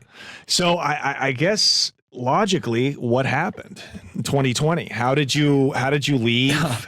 Yeah. And what was the idea for this podcast? Like, what were some of your influences? Yeah, so interesting, because people say, oh, you got fired. No, I didn't. I actually got the director's award right before I left, which is one of the most prestigious awards that they can give for the agency. What ended up happening was, so I had a fitness business, right? While I was an agent. Yeah, I was like doing online fitness coaching while I was an agent, right? And I was like, all right, I want to scale the business up. So obviously the most practical way to do that is YouTube, right? Yeah. So I made a YouTube channel, started to grow. And I noticed that I got a lot of questions from guys like, how do I get girls? How do I get girls? And I was like in Miami. So you know, obviously if you can figure out how to deal with women here in Miami, you can deal with them anywhere, right? So, a lot of money. Yeah, that's one of them, right? That's a start. That's one of them. So I started giving guys tips on this stuff, and they really loved it. And I met with my partner Fresh through another YouTuber, and we did a podcast together on like how to get girls in Miami, and people loved it. So we just started doing it more and more, and we're like, you know what? A lot of people want this stuff. Let's build a studio. Right. So I built a studio in my other spot, started the podcast off, and then like a month later, dude, they bring me in and they're like, hey, what's the shit that you're doing on YouTube? Right. You got to pick one. And why did they say that? Like, were they worried that it was going to be a time confliction? Basically, so what ended up happening was there was like, I didn't talk about it. I'll just say it. There was like an internal affairs investigation opened because like anytime there's like any type of allegation on anything, they have to open something, right? So I don't know if the to this day I don't know what it was, but I'm assuming it was probably they thought that I was like recording videos on my free time or using my government phone to do it, which I wasn't because it's a like iPhone. The government's like always 5 years behind. It was like an iPhone 6 or 7. Yeah. How the and at the time I was actually insulted because I was using a videographer. He was recording it in 4K. I was paying him a bunch of money to do that. And for them to think that I was using a goddamn G phone to record that pissed me off. So anyway, without getting on a random tangent here, so I think that they thought that I was using my phone to record, which I wasn't. But they bring me in, and at the time I had one of the biggest cases in the agency. What was the case? It was a national security case with human smuggling concerning Sri Lankans. And I was working with the Royal Canadian Mounted Police. And, they got big Sri Lankan gangs up there randomly. Yes. You look Sri Lankan, dog. I do. No offense. Okay, I guess I could take it. I was gonna guess Indian. Nah, Sudan. Sudan, gotcha. Sudan, Arab, unfortunately. But no, what was I gonna say? But yeah, I could see. I get that a lot. So you had a Sri Lankan. So they were moving people into Canada. Yeah, through the United States and Turks and Caicos. Holy. They were going through through Miami. Yeah. TCI. Well, Sri Lanka to TCI to the United States through the United States. Well, Miami through the United States, destined for Canada. Right. That is. Wild. And they had like a whole immigration fraud scheme that they were doing, and there was a bunch of intermediaries, and there was a national security component with some like nexus to terrorism. That's a good crazy. case, though. It was huge. Fun case though for you. Awesome. It was a great case. We had done like a bunch of like crazy undercover where we did like a controlled delivery of aliens. Like it was wild, bro. With a fake undercover. Wow. It was awesome. But anyway, I had this case, and they're like, dude, shut it down. Whatever. Like, because in their mind, right, when you work for the government, everyone's lifetime government, lifetime law enforcement. They don't know being an entrepreneur. They're not aware of like making money on the internet. It's all a foreign concept. So they're looking at it like this is some hobby. Right. What are you doing? Drop this. Okay. You know what I mean? We got a fucking case to do, whatever. Because in their mind, they're like, yo, this internal affairs, they knew like, they got to do their shit or whatever. It's not the first time that they've called me and whatever. Anytime you're like out there working, you're almost always going to end up with some kind of, internal affairs where you got to go in. Because any allegations that's made, they have to look at. Right. They have to. Right. So in this case, I wasn't worried because I wasn't using company time, business time, or using my G phone. I was doing big cases. Right. I was writing like 100 reports a year. Right. So beating everybody. So it wasn't a political reason. Like you weren't saying anything that was on the podcast that was like pissing them off. Well, that could have been it too. I don't know. They could have been like they didn't like the viewpoints I was giving because I was obviously like saying like, yeah, don't be a simp, don't be a when you got to be assertive and dominant with girls when you deal with them. Like it could have been that too. I don't know specifically what it was. It could have been a hater that worked in the office. Oh, this guy's making a bunch of money doing his fitness business online and doing this other. Let me just snitch and talk some. Like probably could have been a hater too. So I don't know what it was specifically, but what I do know is they brought me in. They're like, hey, just quit this. With the stuff. This is gonna blow over with IA. It's no big deal, right? Because it's. If it's IA, it's obviously minuscule, right? If it's like I told you before, if it's criminal, it's a big deal. OIG is going to be involved. Yeah. Not no, you know what I mean?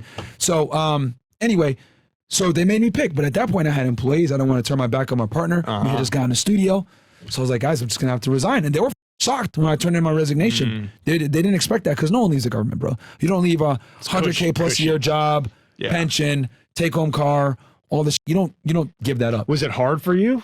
Very difficult, bro. I went back and forth with them for like a month. Like, hey, let's come to a middle ground because he didn't. So the reason why I had to leave was because I had outside employment paperwork filed. So the special agent in charge basically said, yo, I'm withdrawing your outside employment paperwork until this IA is done. So I couldn't do nothing anymore. Right. Because once he yanked that outside employment paperwork, I couldn't do shit. Now your hands are tied. Now my hands are tied. So I either got to resign or resign and keep my business on the side or drop YouTube completely. Can't do nothing with it. Can't do my fitness business, can't do shit. Right. Because at that point, I'd be in violation. Yeah. So, because I always did everything by the book. And so, wow. I mean, look, it was the right decision. You jumped, you took a bet on yourself. Yeah. And that's the universe tends to reward that, bro. Yeah, so congratulations. No, I appreciate that, man. And I talk about cases now, like on my other YouTube channel, FedReacts, where I cover criminal cases, stuff that's going on. Like I broke down the Trump case and everything else like that. Like it's kind of my way of still like staying in the law enforcement community without being in it. But yeah, I'd be lying to you if I told you I didn't miss it, man. Like even talking to you right now, like brought back a bunch of memories. You know what I mean? Yeah. Because I was so passionate about it. Like I really enjoyed it. I loved it. Like that's why like I could talk about things, writing a wiretap, what a criminal complaint is versus a grand jury. Because I did this. Like I was proud of myself on like being the best agent I could be. Yeah. Like I was one of those guys that was like, I had the most criminal arrests in like 2016. I led the office. And Laredo, San Antonio is the second busiest office after San Juan. Laredo is the busiest office in San Antonio, AOR. Wow. And I was the #1 agent in Laredo, which is the busiest office in San Antonio. So I was beating out thousands of other guys. Like I was like probably top 5, 10 in the country at that time. Amazing. But So- yeah, you know, there's a cap on it financially. Of course, yeah. 120K per year, 130K per year. You can look it up. You know, GS 1811 scale, and you look it up, the GS scale. And living on in Miami, that's 1-bedroom apartment money. Yeah, nowadays. I mean, nowadays because it went up. But I mean, I'm a hardcore minimalist. I wear the same clothes every day. So for me, it was great. It was more than enough money. And you got to take home car. So for me, I was great.